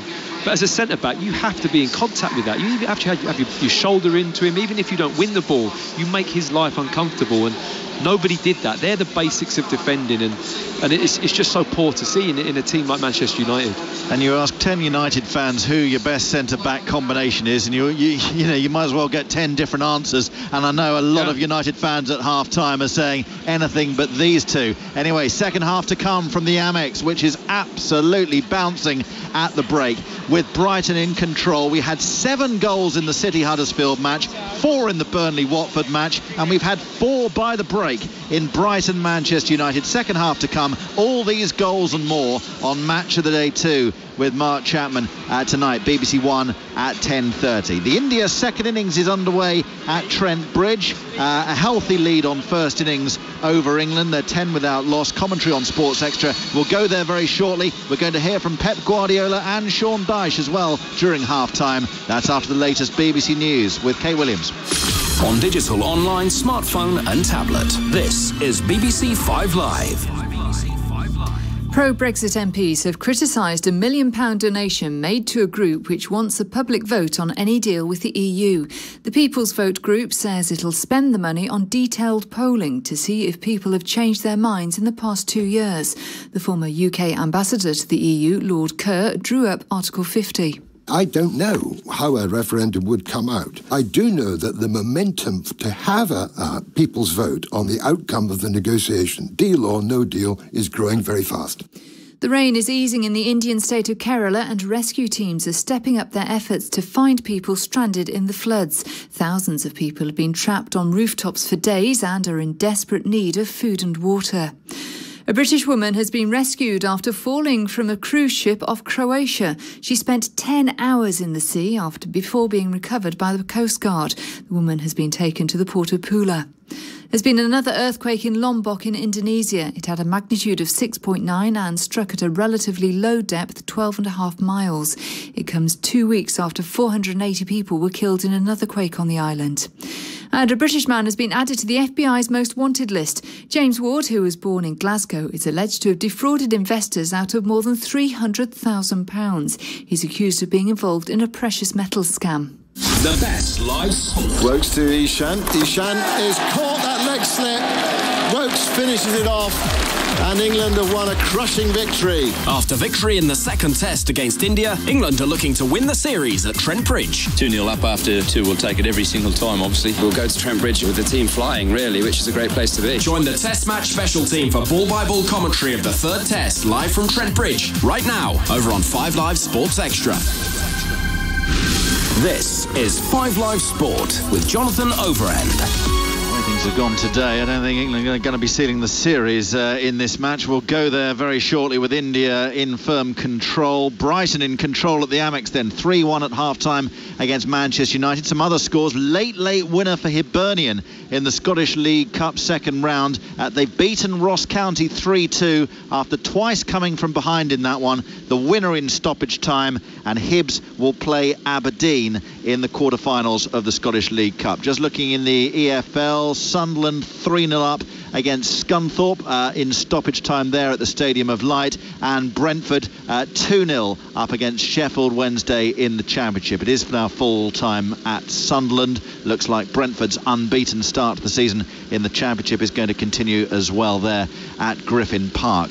Right, Nikesh Ragani at Trent Bridge. The India second innings, what's happening? It's underway, yes. Into the third over of this second innings. India 17 without loss. Shikhar Dhawan 10. KL Rahul on 7. We've seen 3 boundaries already. A couple of leading edges as well from Shikhar Dhawan. The ball is still swinging around. The floodlights are on. There's plenty of cloud cover. So England will be hopeful that they can make a couple of breakthroughs here, certainly before the end of the day. A couple of stats for you, Overs. Just to take you through England's first innings actually first. 161 all out, deficit of 168 runs. That was in reply to India's 329. India have never lost a test match in England after making 300 or more batting first, so that doesn't look too good for England. And England as well, losing 10 wickets in a session before the tea interval, between lunch and tea. That's the second time it's happened in the last 3 years. Before that, it hadn't happened since 1938. So England have got a bit of a habit of this of late. We talk about these England batting collapses, don't we? But it is a common thing, and it's the third time in the last 3 years that they've in the last 2 years, that they've lost all 10 wickets in a session. So certainly everything skewed in favour of India at the moment. They lead by 185 runs. They're 17 without loss. And obviously you do get innings the likes of which we saw in the last match, where Wokes saves things a bit with that brilliant century. So it's not like every innings is a collapse, but They do happen too frequently, don't they, from England team's liking? And I think what is crucial in this series is that none of England's top order, Joe Root apart from him, perhaps that 80 at Edgbaston he got, but the top order is under pressure. A lot of them getting starts. Keaton Jennings got 40 odd in the first game, never really looked secure. Alistair Cook's got a couple of 20s. None of them really kicking on, and it was left to the likes of Wokes in the last Test match with that brilliant 100, and Johnny Bairstow down the order as well to save them. Sam Curran, that second innings of 63 at Edgbaston as well. So they are relying on the lower middle order to get them out of trouble. They weren't able to do that today, and we've seen the result, 161 all out, trailed by 168 runs going into this Indian second innings. India have now taken that lead on to 186, so they are 18 without loss. OK, commentary continuing with the Test match special team on 5 Live Sports Extra. From Trent Bridge to the Oval, Surrey at home to Lancashire in the County Championship. Here's Kevin Howells. And the story here briefly is that Surrey, the front runners, with a big gap actually, 34 points over Somerset in second, but they're struggled here today. It's a day-night game. We started at 1:30 and Lancashire very much enjoying life with the pink ball. Surrey now 160 for 8. There have been 4 wickets for Tom Bailey, including Sam Curran back in the Surrey colours, of course, today, having not been required by England at Trent Bridge this weekend. He went for 40. He was caught by the keeper. Lots of catches in the slips as well. Ricky Clark run out. That didn't look so clever, out for 15. So problems for Surrey, 160 for 8. There are 3 other games in Division 1. Yorkshire have struggled against Worcestershire at Scarborough, 216 all out. Dylan Pennington picking up 4 wickets. Worcestershire led by Moeen Ali, a 34 for no wicket. Somerset in second, 245 for 5 against Essex. 95 there for Marcus Trescothick. And Hampshire at 216 for 7 in their game against Notts, a half century for James Vince. Full-time whistle has now gone in the Championship, and it's Brentford 2, Sheffield Wednesday 0. So Wednesday still haven't won so far this season. Brentford still haven't lost under Dean Smith. So the early kick-off in the Premier League saw Manchester City thrash Huddersfield 6-1. Sergio Aguero with a hat-trick. There was an own goal and 1 each for Jesus, and man of the match David Silva. So was Pep Guardiola happy with what he saw? We have to improve to concede less, because we concede a lot of corners, we can avoid it, a lot of free kicks, we can avoid it. But in general, the performance was outstanding, because last season we suffered a lot against Huddersfield, playing 10 players there in that position. It's not easy to attack 10 players there, and we did it really well. Special day for David Silva, both off and on the pitch today. Yes, it was a special moment. His family is here, his wife and little boy. Finally we met him. He fought a lot last season. It was a tough period for all of us, especially for David, Jessica and their families. But we met him, and it was good because he made an outstanding goal. And he could say the first time Matteo saw his father playing his quality, he can score one top goal. And in Sergio Aguero, do you believe that he will be the best ever striker in Premier League history, particularly if he continues to play like he did today? Well, I'm young enough, so I don't have. I didn't see the old strikers, but it's difficult to be better than him when he plays in that level, like he played this season, for example, where he arrived in Community Shield, and today, and the other one is so complicated to stop him because he's a master player. Pep Guardiola there with 5 Live's Gary Flintoff, who spoke earlier live to Benjamin Mendy. Stars all over the field here at the Etihad today, but certainly David Silva catching the eye with that man of the match performance. Your thoughts? Welcome to 6:06 this evening. In an hour's time, Chris Sutton's here again tonight alongside Caroline Barker. Hi guys. Evening, Jonathan. I don't think actually we need to ask for calls, because it's a bit like the BT Tower out there at the moment, Chris. Everyone, you know, when they go for telethons, that's a bit of an old phrase, isn't it? And they're all swinging that camera around, and there are thousands of people answering the phone. They're already calling about one team in particular, Manchester United. You text me even, Mr. Sutton, saying blimey. That was it, wasn't it? Blimey. Incredible. It'll be Moody Mourinho at half-time. I mean, only at half-time? Well, yeah. I mean, he may be after the game. It's a huge second half for Manchester United. There's only one team from Manchester today who have shown their class, and it hasn't been United. You are, of course, referring to the comments from Jose to Pep Guardiola over buying class. You can't do that. He could do with buying a few more defenders at the moment. Although, just reading one of the texts that's come in, Chris says, this from Amolo Juma says, you can't blame Jose for silly individual mistakes on the pitch. Well, of course players you can. must take responsibility. He's saying the players have got to stand up, and they're not doing that at the moment. Well, they have, but he's been there a couple of years, Mourinho. He hasn't just walked into this job. He's he's got this group of players together. It's his responsibility. Shall we praise Brighton? Yeah, well, of course we should praise Brighton. I think they were dismal in the opening game against Watford last week, but they have been absolutely brilliant this afternoon. But there's another half to go. They've got to see this through.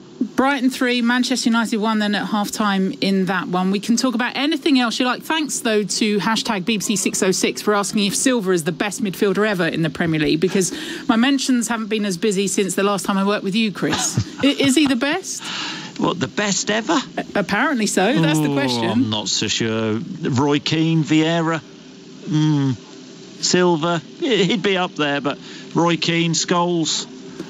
Who would you say, Caroline? There's so many. Time beats us. Yeah. 08085 909 693. Those lines are open. If you can get past the Manchester United fans, we'll take your calls, and we're on from just gone 6. The standing ovation he received when he was substituted in the second half here at the Etihad today was really something to be in amongst. And if you were part of that, City fans, get your calls in now. Caroline and Chris would love you to rave about your Spanish midfielder on the programme this evening. United fans, what are you going to have to moan about after the first half, or maybe a spectacular second half? Comebacks on the way. We'll be back at the Amex in just a few moments' time. What about this win for Burnley? A second this season on the road today at Burnley for Watford at Burnley by 3-1. 1-1 at half-time. Second half goals from Troy Deeney and then from Will Hughes sealed it. We can hear from the Burnley manager, Sean Dyche. We gave the game away, credit to Watford for seeing the game through, but we gave them the game really. First half was a quiet start for ourselves, and they capitalised on that. And then the rest of the half we played very well. Very dominant periods, some very good play, affected them, opened them up, got in some fantastic positions.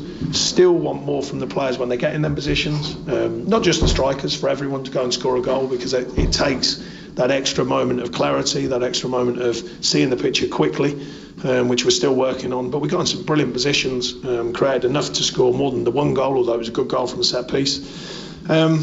So at half time, I'm looking at it going, yeah, good performance. We're in good shape. We're rightly so level, at least, if not could have been in front, probably should have been. And then the first 5 minutes of the second half changes the whole event. A victory for Manchester United women 1-0 at Liverpool today. First match back in the Super League Cup. And Nikesh, what's happening at Trent Bridge? India looking to edge their lead closer to 200. 196 they lead now by Shikhar Dhawan on 10, KL Rahul on 18. India 28 without loss. Right, back to the Amex we go. What a first half. What a day of goals in the Premier League. Back to Matt Upson and John Murray. They've just finished clapping along to Sussex by the Sea, and what a day so far. Brighton leading Manchester United by 3-1. Now, Matthew Upson suggested before the half-time break that Jose Mourinho might make the whole 3 changes. He's gone for 2 of them, Matt.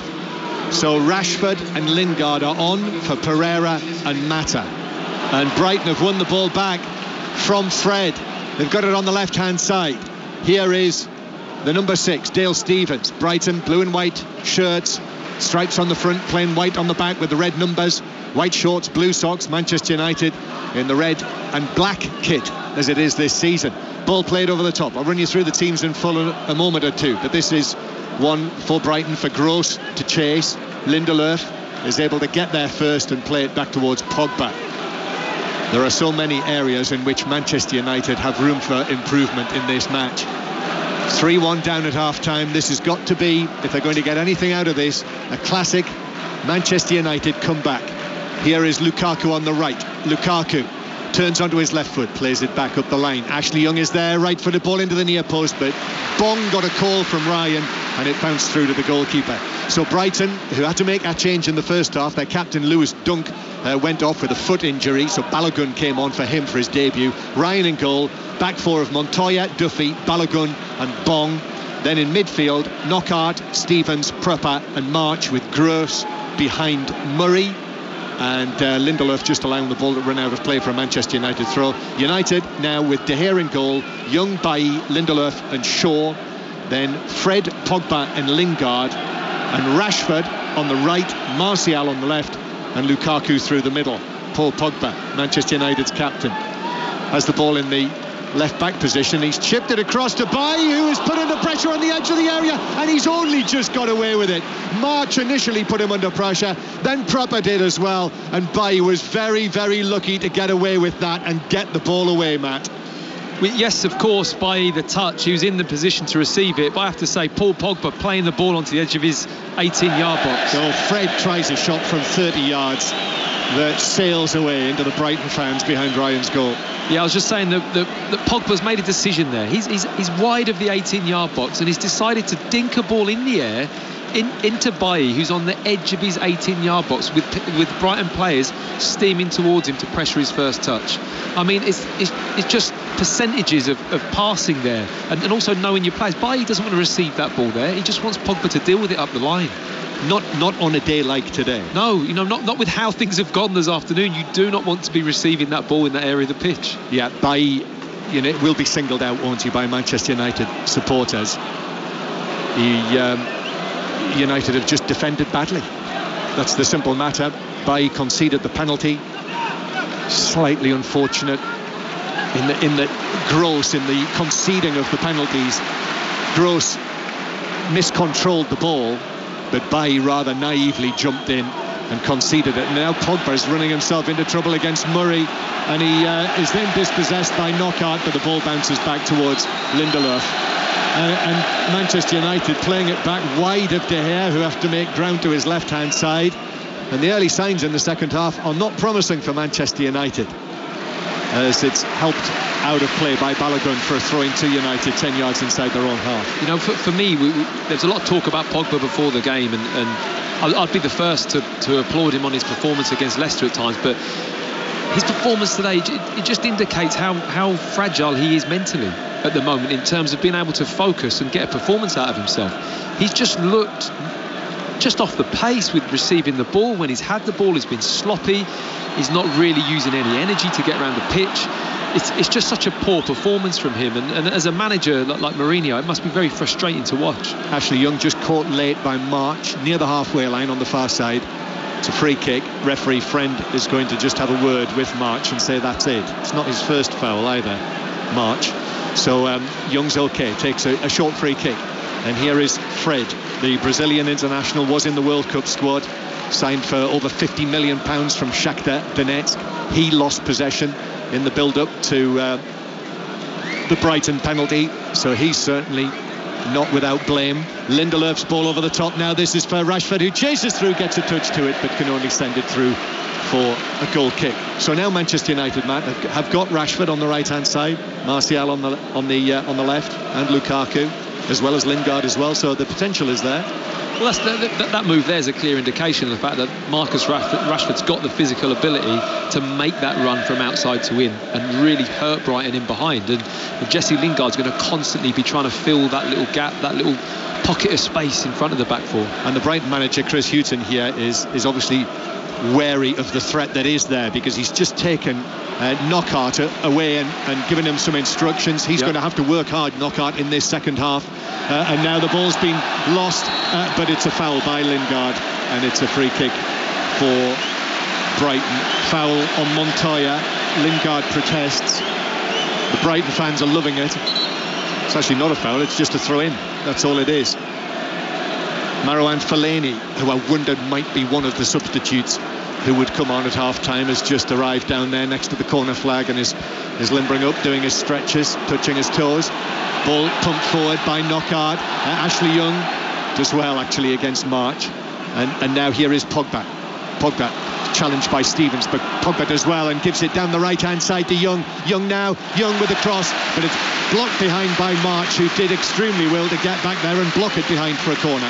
Great defensive cover from Solly March there. Ashley Young does brilliantly early on, uses all his experience to deal with the high ball, but March has sprinted 40 yards there to get back and put that block in. These first 15 minutes of the second half, so important for Brighton, leading as they do by 3-1.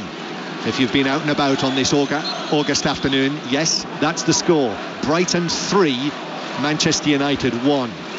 Corner to Manchester United, though, which is drilled across towards the back post, and a stretch from Pogba can only send it beyond the far post and behind for a goal kick. I think Pogba just took the ball off. Is it Lindelof's head there? Pogba's stretching He's never going to make any contact on this on this corner. He's stretching back. He's not going to get the contact to head it on goal. I think it's Lindelof just coming in behind him. If he'd have left it, might have got a clear header on goal. And also as well, our actually massive screen down to the right. We seem as in the Premier League, we either have tiny screens or absolutely enormous screens.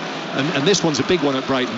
And it showed that Bong was nibbling away, not literally, at Pogba.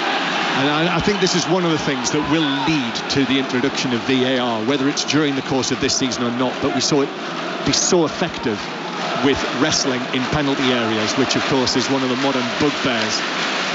I think there's a fine line between fouling and using your body cleverly to defend a set piece. You know, it was a huge tool just to get your body in and block players running.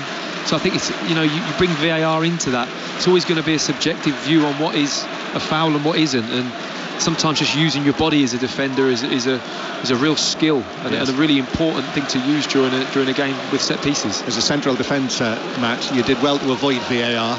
Absolutely. You got out of the way just in time. What are you saying, John? I was fouling? No, I'm not saying that. Subjective, John. It's all subjective. Here is Ashley Young, who is in danger of losing possession, and then Fred takes it up. And Fred, the little Brazilian, he's only 5'6" or 5'7", and then he arrives 50-50 challenge that is blocked out by Prupper for a throw-in to Manchester United on the right-hand side. Well, we've played 8 minutes of the second half. Brighton, if they can add to the lead, then great. If they can keep it as it is, that is the absolute minimum that Chris Hughton will want. Almost 4 years now he's been in charge of Brighton and Hove Albion as their manager. And what an excellent coaching career he's put together in coaching and in management. As I was saying, I was listening to him with Gary Richardson on 5 Live this morning. And I had a look at the list. Of the 92 clubs, he's now the 10th longest serving manager. Here's Shaw playing it in field for Manchester United, who are playing from right to left in their second half. This excellent Brighton and Hove Albion support is doing its best as Manchester United have possession. Pogba, high ball that will bounce away through for a goal kick. He's not having a good day. It's a hopeful ball, isn't it? You know, he's clipped up the line. The one thing they have now is they have the ability to go behind a little bit more. Rashford looks keen to want to run. I'm interested to see how Brighton cope with Lingard, because I think it's only a matter of time before he picks up the ball in that little pocket of space. He's very clever at finding that and to turn a run at the Brighton back four, which Man United just haven't done all game so far.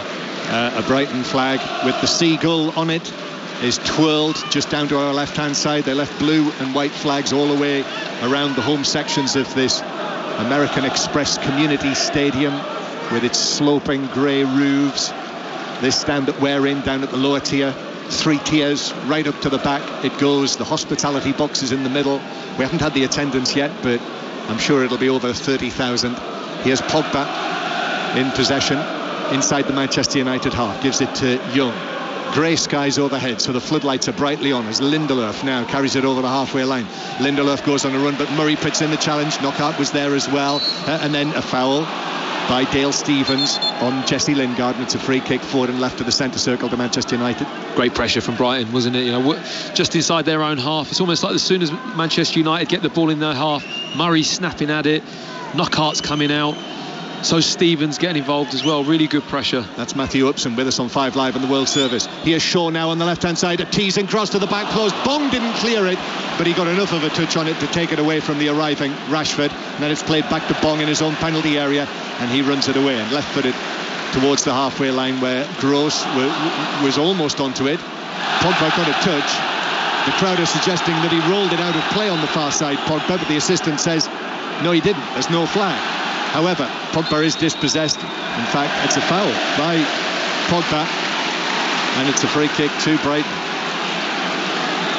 Couldn't quite see myself whether it was out, but just looking at Pogba's reaction, it's just body language at the moment. He appears, you know, he looks like he's got the world against him and disgruntled with every decision that goes on. So many questions for Jose Mourinho after this. There are so many different directions it can go. Shaw heads the ball away, but he headed it straight to Murray. Lindelof, though, was alongside Murray, and Lindelof was able to get a touch to clear it away. Now Rashford, and Bong puts in the challenge on the England international and deflects it out of play for a throw-in to Manchester United halfway inside their own half. You know, there's been some very clear messages from Jose Mourinho from the moment that they went to America about the recruitment in the summer, and how he said there was a list of 5 players that Ed Woodward and the board had at the start of the summer, and you know, he made it absolutely clear how unhappy he was with that, and various little comments at a number of the players. And now Fellaini is being called forward by Jose Mourinho rather imperiously. Here is Lukaku inside the penalty area, but it bounces away, and Bong, right-footed, lands it on the chest of Pogba near the halfway line. Fred, little ball from him with almost an hour played, and Brighton lead by 3-1, and the ball is won back from Lingard and cleared away by Knockaert in his own right back position. It comes down for Pogba, middle of the Brighton half. Pogba's ball through for Lukaku to chase. He couldn't reach that. Bong got there first, and now March is able to play it out of play off Ashley Young for a throw-in to Brighton, deep in their own half. I mean, so far, John, you wouldn't say that Jose Mourinho's had the reaction he was hoping for. Manchester United, I think they've started better, but it's still not a real threat. They haven't really, you know, threaded anything together. No real passage of play. They're not looking overly threatening to score. And I just think he's getting frustrated. He's going to make that final change. Not being able to use the pace of Martial and Rashford. No. Because simply Brighton and you know, this man among others who's on the ball now, Knockaert, has dropped back into position. And now here is Stevens, who gets a warning from the crowd that Lingard was coming. So he gives it forward to Montoya, and the right back plays it up to Bailly, who is muscled out of it by Pröpa, and now it's up towards Young, who is bundled over. Young has bundled over Murray, and the referee says it was 6 of one, half a dozen of the other, and the initial foul by Murray on Bailly is a free kick to Manchester United. And we will now see the final change for United.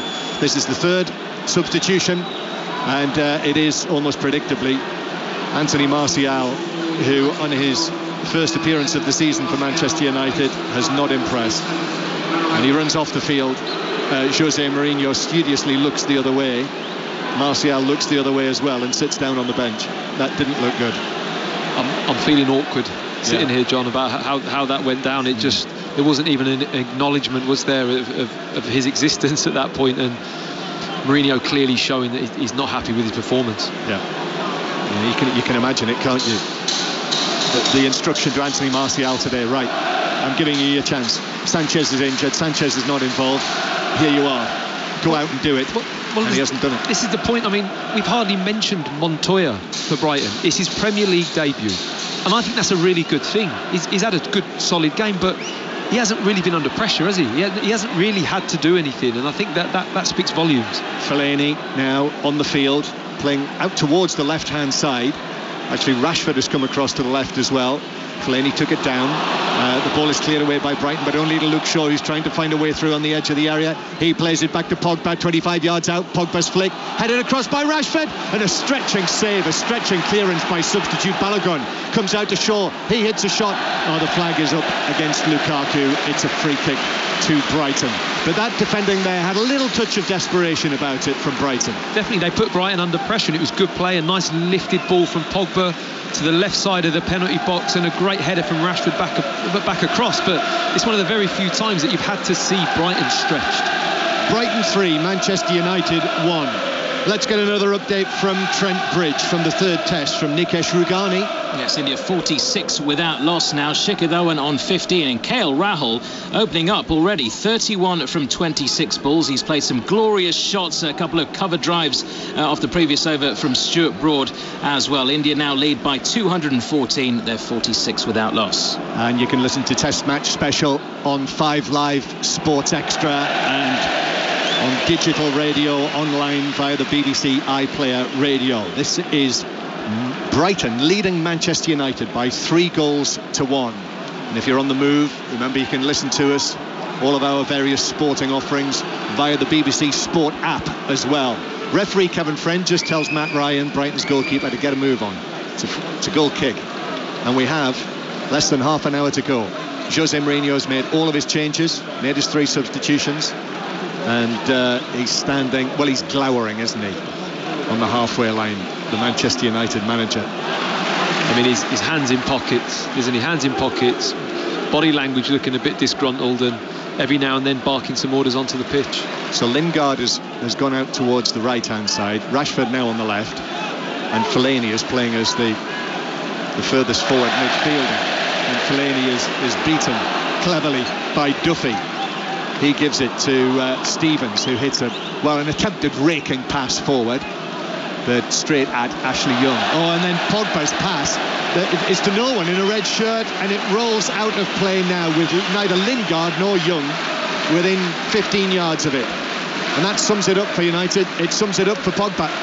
You couldn't have said it better, John, to be honest. It really does sum up Paul Pogba's game so far. It's been so disappointing. Here's a ball for Murray to chase, but at 34 years old, well, at 24 years old, he wouldn't have reached that.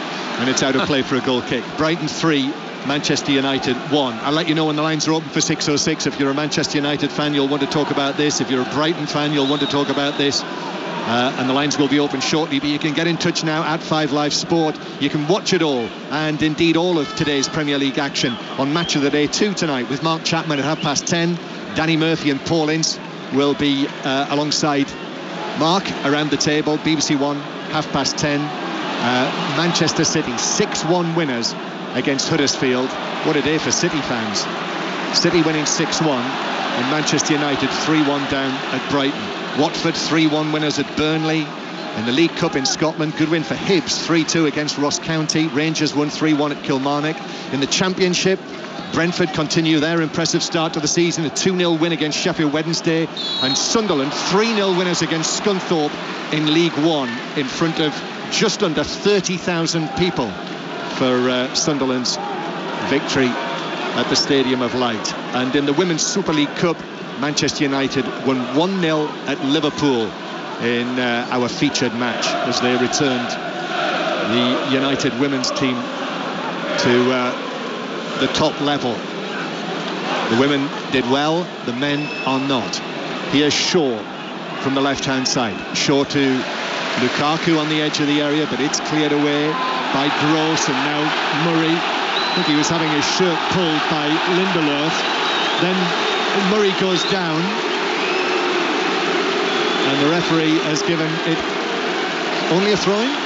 It's a throw-in, yeah, but I just feel that along with goals, obviously, what you just saw right there from Glenn Murray is exactly what Brighton need in their team. It's a hopeful ball, it's bouncing.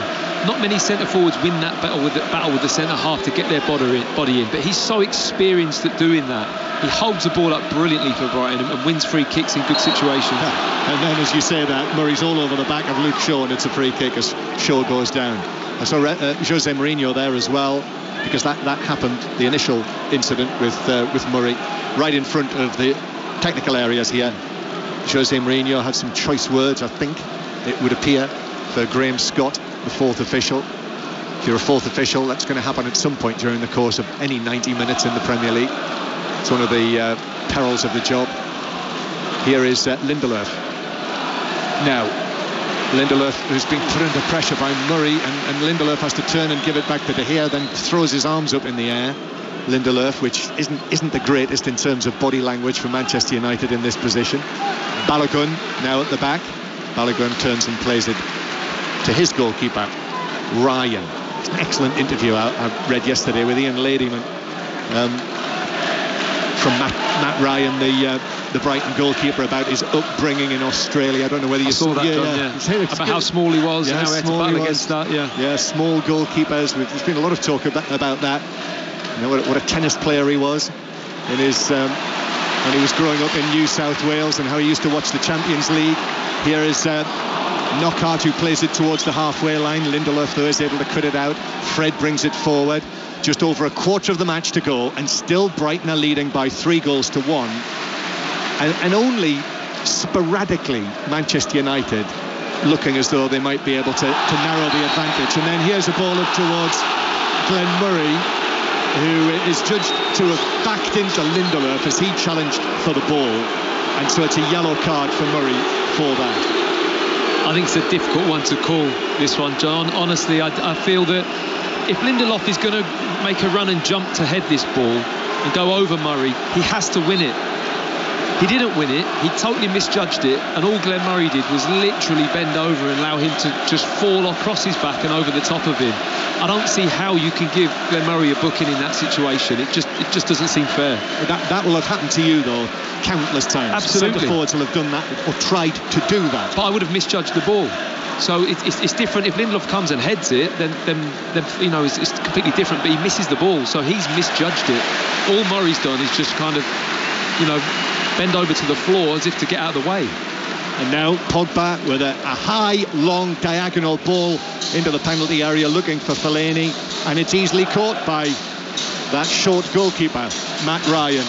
And that clearly now is an option for Manchester United. The long ball to the big men, Fellaini and Lukaku. It has to be, because you know, you're playing Fellaini in a number 10 role, you know, to get on the ball in the pockets of space. He's not going to receive it, run at people, trickery, not someone like Lingard, how he would do. So you're going to have to hit him with the ball to get the maximum from him. 5 Live. Brighton leading Manchester United by 3 goals to 1, and then Young gets his cross all wrong on the right hand side, and it sails away into all of those blue and white shirts behind Ryan's goal for a goal kick. 3-1, just as it was at half-time. Manchester United have not been able to make any impression on this Brighton lead so far in the second half, and we've now got less than a quarter of the match to play. Meanwhile, at Trent Bridge, India continue to build a lead. Nikesh Rugani? They do. 52 without loss. The second time in this match that the openers have put on a half-century partnership. KL Rahul, 32. Shikhar Dhawan at 20. India's lead now 220. 6:06 to follow. I'll let you know when the lines are open to talk to Chris Sutton and Caroline Barker on 6:06 on 5 Live tonight. You can get in touch on social media now at 5 Live Sport. And by the way, we will try and bring you live interviews, Brighton and Manchester United managers, players, during the course of 6:06. And if you miss them, you'll be able to hear them on the all-new, revamped 5 Live Football Daily podcast, which from this season, can now be downloaded on a Monday morning from all of your various podcast providers. So that is the 5 Live Football Daily all the way through the football season. 6:06 lines aren't now open. 08085 909 693. If you're a Huddersfield Town fan on the way home, a Watford fan on the way back, now there's a little bit of petulance from Manchester United as a throw-in decision goes against them. Was that Rashford who kicked the ball against the advertising hoardings? It was. Yeah, it was Rashford. He looked really disgruntled and lucky to get away with not getting a yellow card in that situation. You normally kick the ball away in frustration and it ends up in a yellow. Yeah, fortunate probably that it bounced back off the hoardings back onto the field.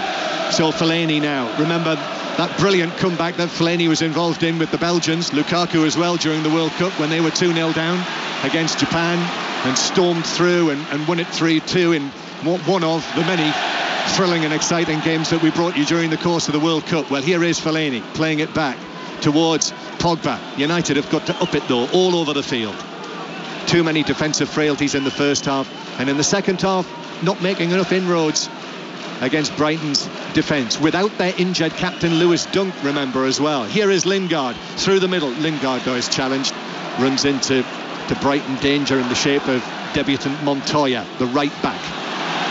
United though come again. Pogba dinks it forward. It's headed away on the edge of the area by Balogun.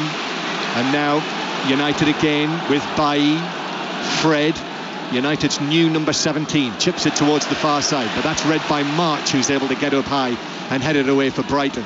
Now Pogba on the right. Pogba manages to work his way around Prupper, but then March gets a little touch in and Brighton have got it back. And then Gross invites the challenge from Pogba and wins the free kick, and Brighton will slow the game down. Matthew Upson. I have to say it's very impressive from Brighton. You know, we can talk about how poor Manchester United have been, and that they really have failed in many departments this afternoon, but Brighton are doing exactly what they need to do to win this football match. You know, take nothing away from them. They're organised. They've obviously had a chat at half time. They know exactly when they want to go and press the ball, and they're all working extremely hard. Brighton coming in. Oh, lovely turn from March. He's on his right foot on the edge of the area, and then Shaw puts in a challenge on him, and the ball just runs away. Crucial touch from Shaw, who's actually stayed down. This could be another problem for Manchester United. Shaw, it climbs to his feet now, and Lukaku tries to backheel the ball forward to Rashford and backheels it straight out of play in front of Jose Mourinho. I think you totally missed it, John, didn't he? And I like the idea that Lukaku had. He had his back to the play. He saw the run. He just completely mistimed the back heel, and it was an air shot in the end. Shaw is still hobbling. Just keep an eye on him. He limps away. And he's coming over here towards where Mourinho is, and I think he's going to be okay. In fact, he doesn't even turn around and look at Jose Mourinho. The ball up for Fellaini now, halfway inside the Brighton half. Still 3-1 Brighton lead. Brighton, who returned to the Premier League last season after 34 years away and clinched their place in the Premier League for a second consecutive season with a win against Manchester United here just a few months ago at the start of May. Before that, they had not played Manchester United for 25 seasons. As United send in another long angled ball into the penalty area, Rashford won't reach that, just bounces harmlessly through for a goal kick. I think the real interesting thing when you watch Manchester United in these situations, when a team's sitting deep like that, it's almost like you've got to really move the ball quickly. You've got to have good, crisp passing, move Brighton around. They need to stretch, they need to pull Anthony Knockhart out, they need to pull the fullback out, the movement from the striker. You just don't see that kind of cohesive movement through the team in order to break down Brighton at the moment. And long, hopeful balls, diagonal balls, they're just not going to cut it this afternoon. Brighton 3, Manchester United 1. As the ball is hoisted forward and out of play for a throw-in on the halfway line for Manchester United. Lukaku actually went and retrieved the ball from the little ball boy sitting on his blue plastic stool. Here's Pogba, runs his foot over the ball in the centre circle and then hits the pass, drives it out towards Rashford on the left-hand side. Now here's Luke Shaw arriving on the edge of the penalty area, plays it square to Lingard. Lingard now back to his England World Cup colleague Rashford. Rashford up against Knockhart, goes one way, then crosses right-footed to the back post where Balogun was there to head it away. Out to Pogba. Pogba shoots! Oh, Ryan gets a really good right hand to that to push it away. That was heading inside the post and Ryan saved it. Fabulous quality all round there from Manchester United. Good ball in from Rashford. And Pogba there really wraps his foot around it, tries to whip that ball into the far post, and Ryan at full stretch. Corner. United not wasting any time. Rashford to the near post, and it's cleared away for Brighton out of play near the halfway line. However, that's just about the first save that Ryan's made. Definitely, it's the first time they've really made him work and really stretched the goalkeeper. Now here comes Lingard running free towards the corner of the penalty area into the box, but runs into blue and white shirts, and Knockhart is able to take it away for Brighton. And Knockhart now with the bleached blonde hair. Gross, long left-footed ball from him for Murray to chase. What great work Glenn Murray has put in this match, as well as scoring that really well taken flicked opening goal. And now March, who's also impressed, wins a corner for Brighton. What Murray does so well there, John, is that he reads those he moves for those diagonal balls quicker than the defenders. He's reacting a split second earlier and he gets there first. It's been a great example from Glenn Murray today of experienced Premier League front running. Absolutely, and how to do it with a lack of pace. He's not known for pace. He knows he hasn't got pace, but his thought and reaction time so much quicker. It's a corner for Brighton, who lead 3-1. Gross swings it into the back post. De Gea got a touch to that with Duffy arriving, and the whistle goes, and it's a free kick to Manchester United in their own penalty area for a shove somewhere in there. Back to Trent Bridge. An Indian wicket, Nikesh Rugani. Yes, KL Rahul, the man, gone for 36 from just 33 balls. He played and missed at a few from Chris Wokes in the previous over. A few balls thudding into his pads. This time looking to drive one down the ground off Ben Stokes, getting a slight inside edge onto it off his pad and clattering into his stump. So India one down there, 60 for one. They still lead by 228 runs. Yeah, 228 runs. Listen to that.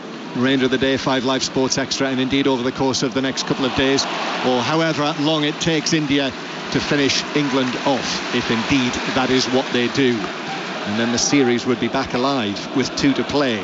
Here's Balogun heading it away on the edge of the area. The lines are open. for 606. Talk to Chris Sutton with Caroline Barker in the chair. 08085 909 693. Text 85058 and get in touch on social media at 5Live Sport. Manchester United with Luke Shaw under these grey Sussex skies. Only for a brief moment when Brighton took a 2-0 lead did the sun threaten to come out. For the rest of it, it has been relentless greyness. Here is Fred, who lifts the ball through the middle. Fellaini heads it back to Lukaku. Lukaku now left-footed, lifts it into the air. Oh, Ryan comes for it and collides with Duffy. And actually got a punch on it. Oh, and Ryan has gone down. United are playing on, and referee friend now spots it and stops play with United in possession just outside the box. Yeah, it was good positive play from Ryan, I thought, but I think he just decided a little bit late to come. He didn't quite communicate with Duffy early enough. It was a little dink from Lukaku, and I think he couldn't have shouted Duffy early enough, and it looks like he either caught his hand maybe, or maybe one into the ribs. Or has he just winded him? Yeah, I think as he goes through and punches it, he gets one in the ribs and has taken the wind out of his sails. He came forward as Duffy was retreating. Yeah. And Duffy, who, as a good old-fashioned 6'4" central defender, has plenty of weight behind him. And the crowd here, slightly more than were at the Stadium of Light in League One, 30,592. But you were telling me, Matt, as Ryan's still receiving treatment, when you came here at the latter end of your career, when Brighton were in League One, you were playing in front of crowds of 28,000 or so then. Absolutely. I mean, they'd just been promoted into the Championship, and it was into the new stadium. I think it was their second season in the new stadium, and we were pushing for the playoffs, but we were getting 28,000 every home game, and it's a fantastically supported club. They have tapped into it, haven't they, under the regime of Tony Bloom. And indeed, there's a huge flag with a white cross on a blue background, the Brighton colours, behind the goal to our left, which reads Tony Bloom's Blue and White Army. And it's been a great success story. And after last weekend, when Brighton were well beaten really by Watford, there was quite a lot of talk of how Brighton might struggle in their second season, but I suppose the clue was there last season. They won 29 of their 40 points here. Worst away record in the league. No, they've got a great home record, and it's also a very social occasion for the supporters. On a Saturday there used to be later games where the kick-offs, the fans would stay behind, watch the game in the screens underneath the stands, and it just have a great atmosphere about it. Brighton lead Manchester United by 3-1. A lengthy stoppage there while Matt Ryan received treatment, and he's okay. So there'll be at least 3 or 4 minutes to be added on at the end of this game. Just keeping an eye on him to see that he is absolutely okay. Lindelof playing it back. And really, that save from Ryan from Pogba's shot is just about the only impression, really, that Manchester United have made. There have been lots of long balls looking for Fellaini, but as I say, they've not been able to tap into the pace that they've got out there with Rashford. Here is Lingard now, but Lingard's pass goes astray, and Brighton have won it back. And now Brighton will bring it forward, and the ball is played over the top by Pröpa for Knockaert to chase, but Shaw got there first and rolled it back with his right foot. Looked really comfortable, Luke Shaw there, didn't he? Really smooth his running. It was almost like a level foot race on the halfway line, and Shaw went into overdrive there and showed that he's been working physically and in good shape at the moment. And now in this position with Manchester United, with the scoreline at the moment, heading for a United defeat, it's only natural to look and see what comes next for United. And what comes next is Tottenham Hotspur at Old Trafford. Tottenham, who started the season with 2 wins out of 2. That's a week on Monday. It's 5Live commentary match actually on the Monday night. Tomorrow night, 5Live Sport live from Selhurst Park. You'll hear Crystal Palace against Liverpool in full. From 7 o'clock the coverage begins, as always, on 5Live Sport on a midweek night. But Brighton now trying to see this out in the final 10 minutes of the 90. Here is Murray, who's certainly been our contender for the man of the match for Brighton. Wins a throw-in off Luke Shaw. Shaw protesting, palms apart to the assistant down there, that Murray had impeded him illegally. No free kick, only a throw-in that Montoya is going to take. This 27-year-old signed for £6 million from Valencia takes the throw. Then Luke Shaw plays it out of play off Glenn Murray's right foot. And it's a throw-in to Manchester United. Jose Mourinho stands there, hands in pockets. Throw-in is taken to Rashford. Now back it goes to Lindelof. And the ball is passed along the edge of the penalty area to Bailly, who had a first half to forget here, as did the Manchester United team in general. Once Brighton hit them with those 2 goals in less than 2 minutes. Young to Pogba, but Knockaert is there doing his work, winning the ball back from Paul Pogba. Now Murray back to Knockaert. Knockaert turns, he's got Red United shirts all around him, and he goes between Pogba and Fred, who foul him, and Pogba drops to his knees, looks to the heavens, pulls up the front of his shirt. Little pat on the back for Knockaert, as if to say, well done, mate, you've won that free kick, you've done us that. I mean, you mentioned Glenn Murray earlier about man of the match. I mean, you look at Solly March and Knockaert as well. I mean, the work they've got through, how they've defended March and Knockaert. You know, they've both got back, they've put really important blocks in. Yeah, it's a long time since I was winning man of the match award. Brighton leading Manchester United by 3-1. 8 minutes to play. Free kick to Brighton, played in by Gross, but he's got that one wrong, straight onto the head of Pogba, who actually had to bend forward to head it away on the edge of the area. Gross, though, drives one up the right-hand side. Shaw blocks it away, but Knockaert, who, well, I mean, industrious has been the word for Anthony Knockaert. And we haven't seen the record signing. Ali Reza Jahanbakhsh come onto the field here. Just thought it was inevitable that we would see his home debut at some point this afternoon, but no. March is out-muscled by Ashley Young in the United right-back area. Chris Hughton actually has made only the one change in the first half, when Dunk had to go off and Balogun came on. Now Shaw, long and forward towards Fellaini, but Balogun is able to get a foot up and touch it away. Comes back to United. With Manchester United, though, obviously you just never can write them off. And here is Rashford now. Rashford wriggling through on the edge of the box, and he runs into Montoya. And Montoya looks actually to see if Rashford is coming, which he was. And Rashford made contact. Down went Montoya. Free kick, Brighton. Real frustration from Jose Mourinho, because Montoya had overrun the ball. He'd given possession away to Lingard, I think it was, and Rashford just comes in late unnecessarily and just wipes him out and gives away a free kick, and again just slows the game down to Brighton's pace. Marcus Rashford, who has switched to the number 10 shirt this season, and we are now going to see that second Brighton change, or at least we will in a moment or two, because Paul Trollope, Chris Hughton's right-hand man, has just called Beran Kyle from the bench, who's putting on his number 7 shirt as we speak. 3-1 to Brighton. 5 Live and the World Service from the BBC. 6:06 to come to take your calls and talk to Caroline Barker and Chris Sutton on 08085 909 693. Match of the day 2 to see all of today's action. Manchester City, handsome winners against Huddersfield, and Manchester United going down to what will, I'm sure, be written up as a miserable defeat here. Glorious victory for Brighton for the second year running, the second season running. Here is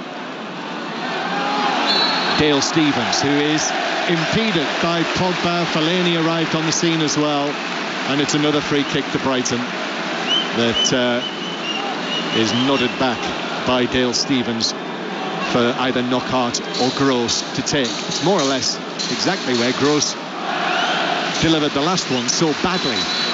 So he's getting a second opportunity here.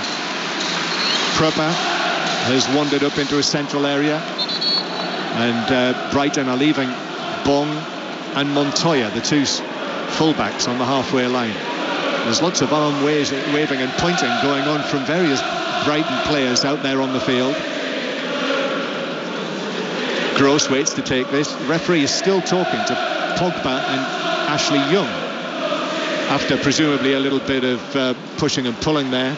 The line that United are holding is outside the penalty area. Here's the delivery from Gross, heading towards the back post. It's been missed by Fellaini. It's driven across by Stephens and blocked behind by Bailly for a corner to Brighton. I mean, Dale Stephens seemed to have an eternity there once he had a touch at the back post. Far too much time to bring the ball down and try and pick someone out, and good block in the end. I think it was from Ashley Young. Yes, Young it was. On the dead ball line, stretching, puts it behind. Gross has trotted across there. Some of those blue and white free flags, mainly white ones actually, in that section, are being waved by the Brighton fans. 3 minutes to play. Brighton winning 3-1. They've got a corner. Gross plays it into the 6-yard box. Murray went down, not near the action. Pogba headed it away, and then there's a foul on Lingard by March. That's another little foul by Solly March. Made a lot of fouls this afternoon, got away with, John, hasn't he? Yes, he has. Got away with it. Well, only a foul. No yellow card is what we mean. Fred now hits it forward. United, if they're going to do anything, have got to score now. Up it goes. Headed away, though, for Brighton. Bong, though, loses out to Fellaini, and then Fellaini slips and miscontrols it out of play. And Fellaini puts his hands to his face. But it'd be very interesting to hear what tack Jose Mourinho takes here, if it is indeed to be a second defeat in the space of a few months here in Brighton. You know, what line he takes. I think that's such a difficult one to call, isn't it? You just don't know which way he's going to go at the moment. I know there's been a lot of negativity, but really today you just have to look at it's not one thing, is it? It's across the board today. They've just been poor in all sections, with the ball, out of possession, defending crosses. They're finishing. Lukaku had a great opportunity early on, should have scored. You know, there's not really been too much from their performance that you can take positives from. And here is the change. And it is Pascal Gross who scored the third goal from the penalty spot, won it himself as well. So that's 2 goals in the 2 home games against Manchester United at the end of last season and the start of this. Referee Kevin Friend is going to come across and hurry him off the field, if that is the word that we use there. They are trotting together. And Pascal Gross, you can hear how popular he is. He was the player of the year last season. Performed brilliantly for them in the home matches particularly, and he is off, and Berham Kayal, the former Celtic midfielder, the Israeli international, is onto the field to replace him for the final few minutes of what looks as though will be another great Brighton home win. Here's Montoya. What a great start for him in a Brighton shirt. Montoya, the right back, clears it away. Then it's thumped away downfield by Duffy, who scored the second goal for Brighton here. Following a corner, fell to him nicely, and it was a real powerfully hit, left-footed central defender's finish, I would say, from a set piece. Stevens plays the ball over the top for Brighton for Knockaert to chase. He's up against Luke Shaw. Shaw is able to force him to turn back towards the halfway line. Then Stevens again, who's been strong in central midfield. Fred, Knockaert tried to nutmeg Fred. And then an air kick from Fred, very nearly makes contact with Murray. The ball had gone. It didn't make contact, fortunately for Fred. And then Murray has got a few choice words for Fred. And the referee is just going to calm Fred down a little bit here, I think. Well, that incident could have ended very differently, couldn't it? I think Fred was about half an inch away from planting his studs in Glenn Murray's hip. And I can understand his anger at that. Yeah, I think he just needed cooling down. Throw-in taken by Montoya. We are into added time. And it was while Fred was being admonished that we saw the electronic board, and I have to say I missed it. So how much time is there being added on? It must be at least 3 minutes. It's not being shown. It is 4 minutes. 4 minutes of added time. And here is the announcement now of that. Free kick for Brighton. Deep inside the Manchester United half. Dale Stephens takes it short with Knockaert, and then Dale Stephens, in the time-honoured style, takes it into the quadrant to the corner flag. Luke Shaw arrives, deflects it out of play off Stephens. United have got to find 2 goals in added time without reply to get anything out of this match. And then Fred has been fouled by Murray. It has been yellow carded, and the ball had gone there. And Murray, very swiftly by Chris Hughton, is going to be substituted now. And Fred's protesting to referee Fred, but Murray has, in inverted commas, got away with it, and they're going to get him off the field. And Jurgen Locadia, the Dutchman, is going to come on to replace him. feel that Lecadia's been given an opportunity here, but he's a player, for me, who can't get in the team just because of how well Glenn Murray's playing. He's having an outstanding impact on the game, but it's great to have someone like Lecadia on the bench who I think can really impact the game as well. 2 minutes of added time already played. Glenn Murray, man of the match? You'd have to say so. I think you have to single him out. I can look at Knockaert, Solly March, but Glenn Murray has just, in terms of game management, you're not going to see a much better performance. And he has a ball played through for Lecadia, who actually doesn't chase it, but the flag doesn't go up. Now, if he got there and he touched it, would the flag have gone up? He gave it up, and then suddenly it was like time stood still. Everyone stopped. But Bailly eventually speeded up, got there, played it back to De Gea. We're now in the 3rd minute of added time. The score is Brighton 3, Manchester United 1. So much to talk about on 606, following 5 Live Sport. After Manchester City's handsome victory today, hat-trick from Aguero. Another good win for Watford, 3-1 at Burnley. Here come Manchester United on the right-hand side. But a miss kick, a complete miss kick from Marcus Rashford, who I think touched the ball with his wrong foot, and then an air kick with his other foot, and it's out of play for a throw-in to Manchester United. They have had a bad day, United. No question about it. No, in every department, on every angle, individually, collectively, it's just been a shocking day. One that they'll want to forget. Fellaini turns his man inside the area, and in fact, it's a penalty. Shane Duffy put the challenge in on Fellaini, who tried to roll him. Referee friend has seen that as a foul on Fellaini in the box, and it is a penalty to Manchester United in the 4th minute of added time. It's very difficult to tell, isn't it? I mean, it's one of those classic ones where the ball's running quite slowly. Duffy thinks he can nick in front of Fellaini and steal it. Fellaini just gets his leg out. Duffy kicks into the back of Fellaini's leg. It's almost like Fellaini goes into him, but Duffy ends up kicking him. They fall into a heap on the edge of the 18-yard box and penalty. So it's a chance for Manchester United to narrow the Brighton lead. I think it's going to come too late for a comeback in terms of getting something out of this game. I wonder, are we going to see another Pogba penalty like the one that he took against Leicester? Let's see. He's waiting on the edge of the box. Ryan is waiting for him. In the end, he dispatched it brilliantly, and it's the slow build. No, it's not. Off he goes, and he scores high into the net. Ryan went down to his right. He fooled him, he fooled all of us, and he scored. It's 3-2 to Brighton, but we've had well over 4 minutes of added time, Matt Upson. Yeah, I was looking forward to the long run-up again, but it doesn't seem to matter what run-up Paul Pogba has to a penalty. He's emphatic when he finishes his penalties. He puts the power, he gets the direction, he likes to go for height. They're normally either roof of the net or top corner. It's a fantastic penalty. Yeah, brilliant penalty. In the 5th minute of added time at the end of the game, though. And Brighton have yet to kick off. And in fact, they wait and wait. Fellaini runs into the opposite half. Kevin Friend motions over his shoulder with his thumb as if to say, get back. Then Brighton kick off. They wallop it away out of play. The Brighton supporters now are imploring Kevin Friend to blow the whistle. It's going to be a famous victory. It's going to be another famous victory for Brighton at their Community Stadium home here. De Gea strikes it downfield. That is the last kick of the match. And what a win again for Brighton and Hove Albion over Manchester United. Jose Mourinho comes forward, embraces Chris Hughton, has a word for him in his ear. I would like to think that's a word of warm congratulations. Then Jose Mourinho speaks to Graham Scott as well, the 4th official. That wasn't so friendly. But it is Brighton 3, Manchester United 2. The last home match of last season, Brighton conquered Manchester United to stay up.